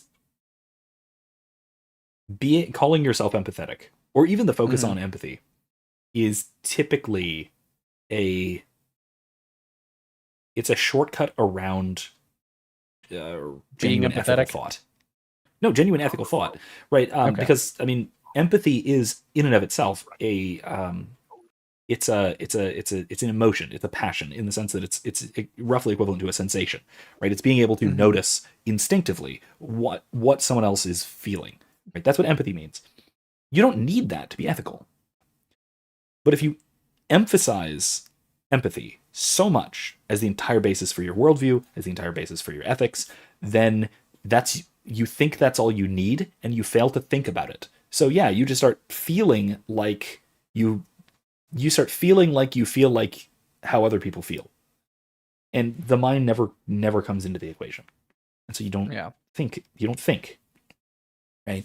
I don't think. What we should be doing is like what we should be emphasizing is rational abstraction, which is how we actually understand each other and not just sort of feel each other. There was a stupid meme about this. It was about the empaths, like usually horoscope girls who call themselves empaths. I'm an empath. That means that I feel a certain way, and that's how I know how to decide that you feel that way, or something like that. Girl that just T-boned a dude. I'm an empath. I'm feeling that you are very angry with me. Oh gosh, there's another dumb Star Trek meme that that is basically what Deanna Troi did. Like, her powers are made up. She doesn't actually have any kind of psychic powers. She just does that in every episode. I feel like he's hiding something, Captain. It's like, okay, great. We're in a political negotiation. Shut up. Yeah, I just like empathy, trauma. Mm-hmm. There's like all these like these words that people that tend to be a little bit crunchy and left politics, psychologization, and abuse. I will at some point rant so about much. I will at some point rant about the corruption of psychology. Let me in on that, because that's just sure. We'll talk about it sometime. It's so frustrating, dude. Like, I have trauma, and it's like, well, what was your trauma? My dad said no to me one time. All right, shut up. I still care about you. You're not my criticism goes way deeper than that, but it's for another time. I'm sure this isn't what he's talking about. So, all right, let's get back. Let's see. Important about that, and like I kind of said before, I said one of the last videos I did here. Is why I don't think we can just throw that out with the bathwater, but also why I think if anyone tells you in your community or your world that there's an absolute gap between religion or Christianity in particular, but also most of the other ones with radical politics, with socialism, with Marxism, they're full of it. They don't know what they're talking about, guys.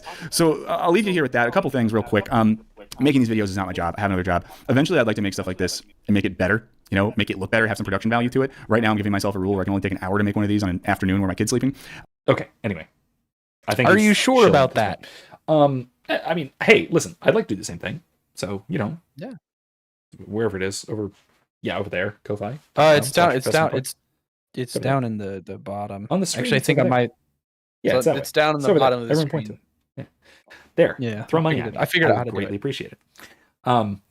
Anyway, though, yeah. So, point being that, in summary, I think that he's wrong on that last point. There is an unbridgeable gap between not radical politics generally, but what he means by radical politics. That being radical leftism, Marxism, socialism, that kind of thing. Mm-hmm. There is an unbridgeable gap between Christianity and that.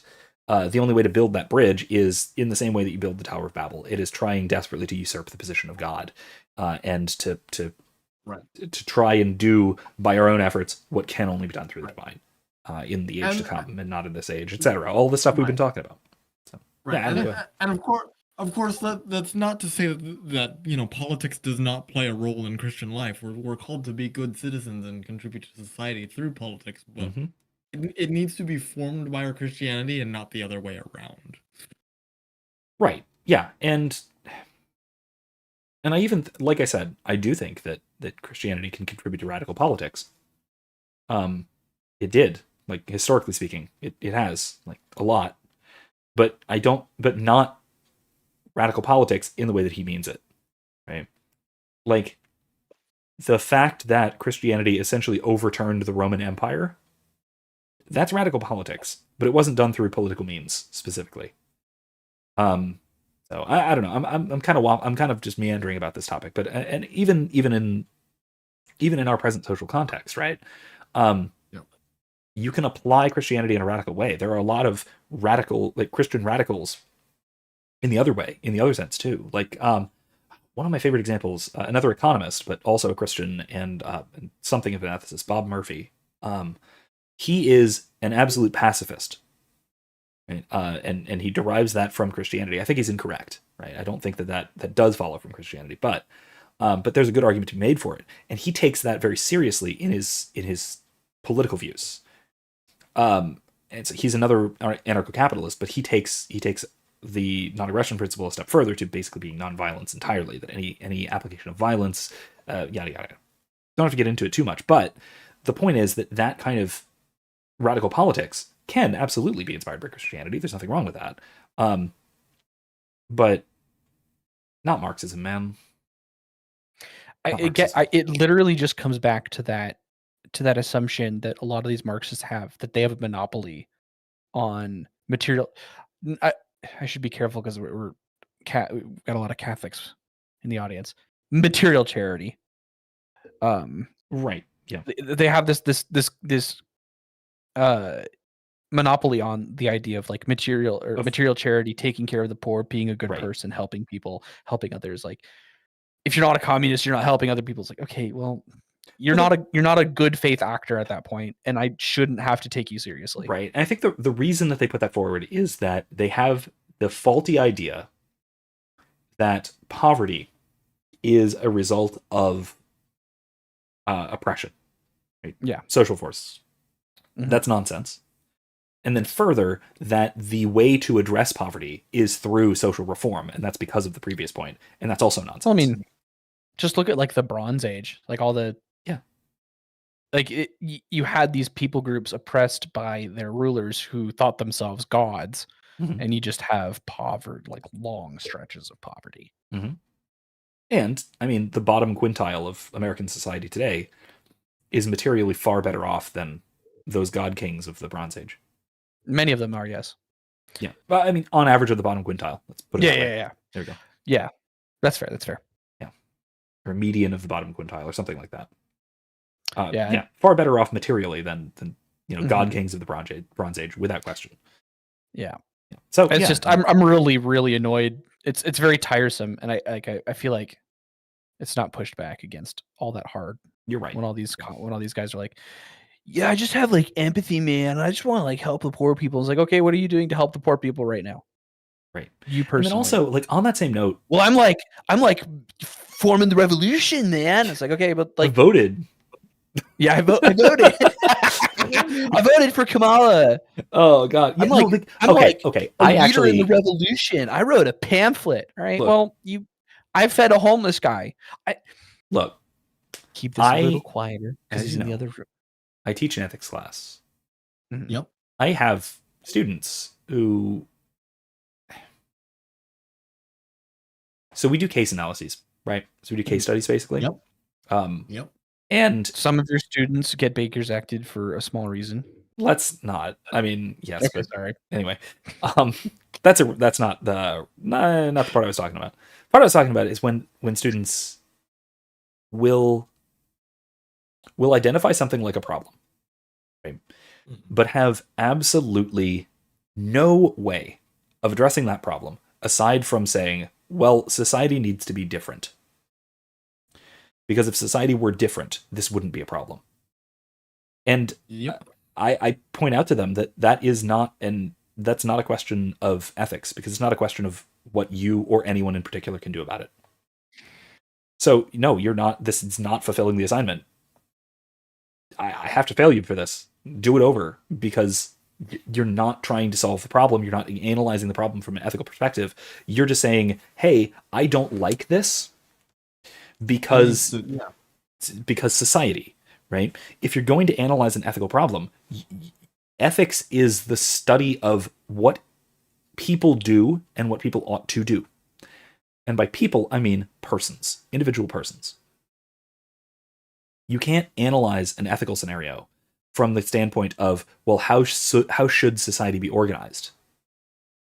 Maybe you can eventually, but that means that somewhere along the way, you have to say, how should I, particularly, or some particular other individuals, reorganize aspects of society? And if you can't call for specific action, I don't need to hear about it in an ethics context. Because if you don't have an answer to what should be done, then you're not talking about ethics. Anyway. Yeah, I think that's a good enough note to end on, because it's 12:30 here. Yeah, we've been going for longer than usual. So anyway, thank you guys for joining me. This was fun. We got over 3 hours. We're about 3.5. Or no, we're 3:18 at the moment. Good night. For a video that was 18 minutes and 48 seconds, by the time we're done with our outro, we will have gone a full 3 hours over the length of the video. There we go. Oh God. Anyway, I had fun with this one, and Adam, you were right to share this one with me. This was atrocious, and I understand the rage. I'm glad. So yeah, a little bit of context. I was scrolling through YouTube looking for philosophy videos, and this showed up in kind of the sidebar, and I saw the title, and I'm like, the professor needs to react to this. Yeah, well, now we have. Well, So we did it. So here it is. This is our reaction, and it sure was a reaction, and it was sure a video. I guess. This is one of the live streams of all time. Yep. It was a fun one. I had a good time. I do apologize for my lack of knowledge. I'm not as well read as either of you, but I'm not that well read. Don't apologize. Do not put that. You had plenty. Do not put that on me. I am not well read at all. I just listen. I'm very glad you were both here. You both had some really good contributions here. So thank you both so much for joining me. I had a great one. Yeah, it was fun. You're welcome. I don't read books. I watch YouTube video essays about that. Is, you know what? That's almost as good. Almost. It depends on the quality of the video essay. Okay, well, yeah, but it also depends on the quality of the book too. You could read books. That's true too. Well, I mean, if it's a good video essay on a bad book, like that, you still get good insights out of it. Speaking of like books, this video is not very good, but our stream was really good. Exactly. Yeah, Adam.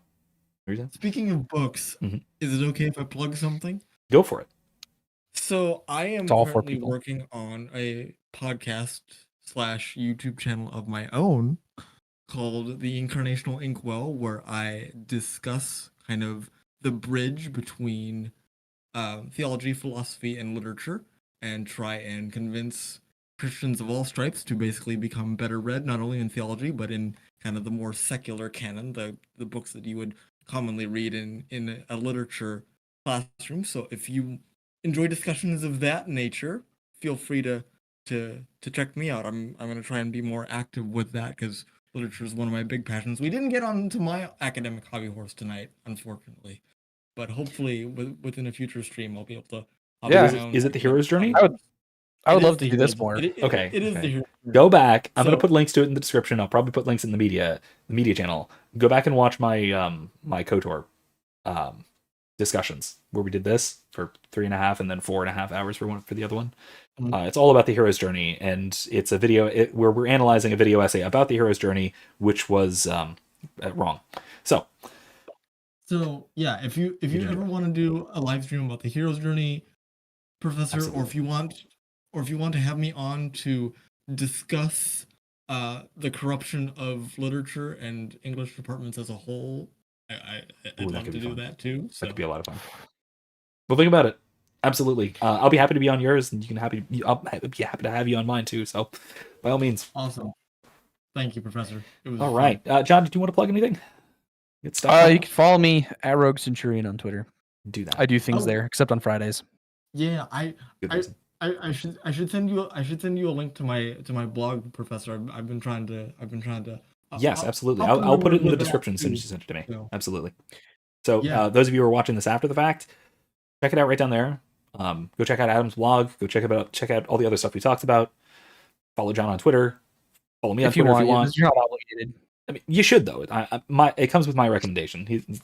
You do fun stuff on the Twitter. So join our Discord server and hang out with us in there too. That's where we chat about a whole bunch of this stuff.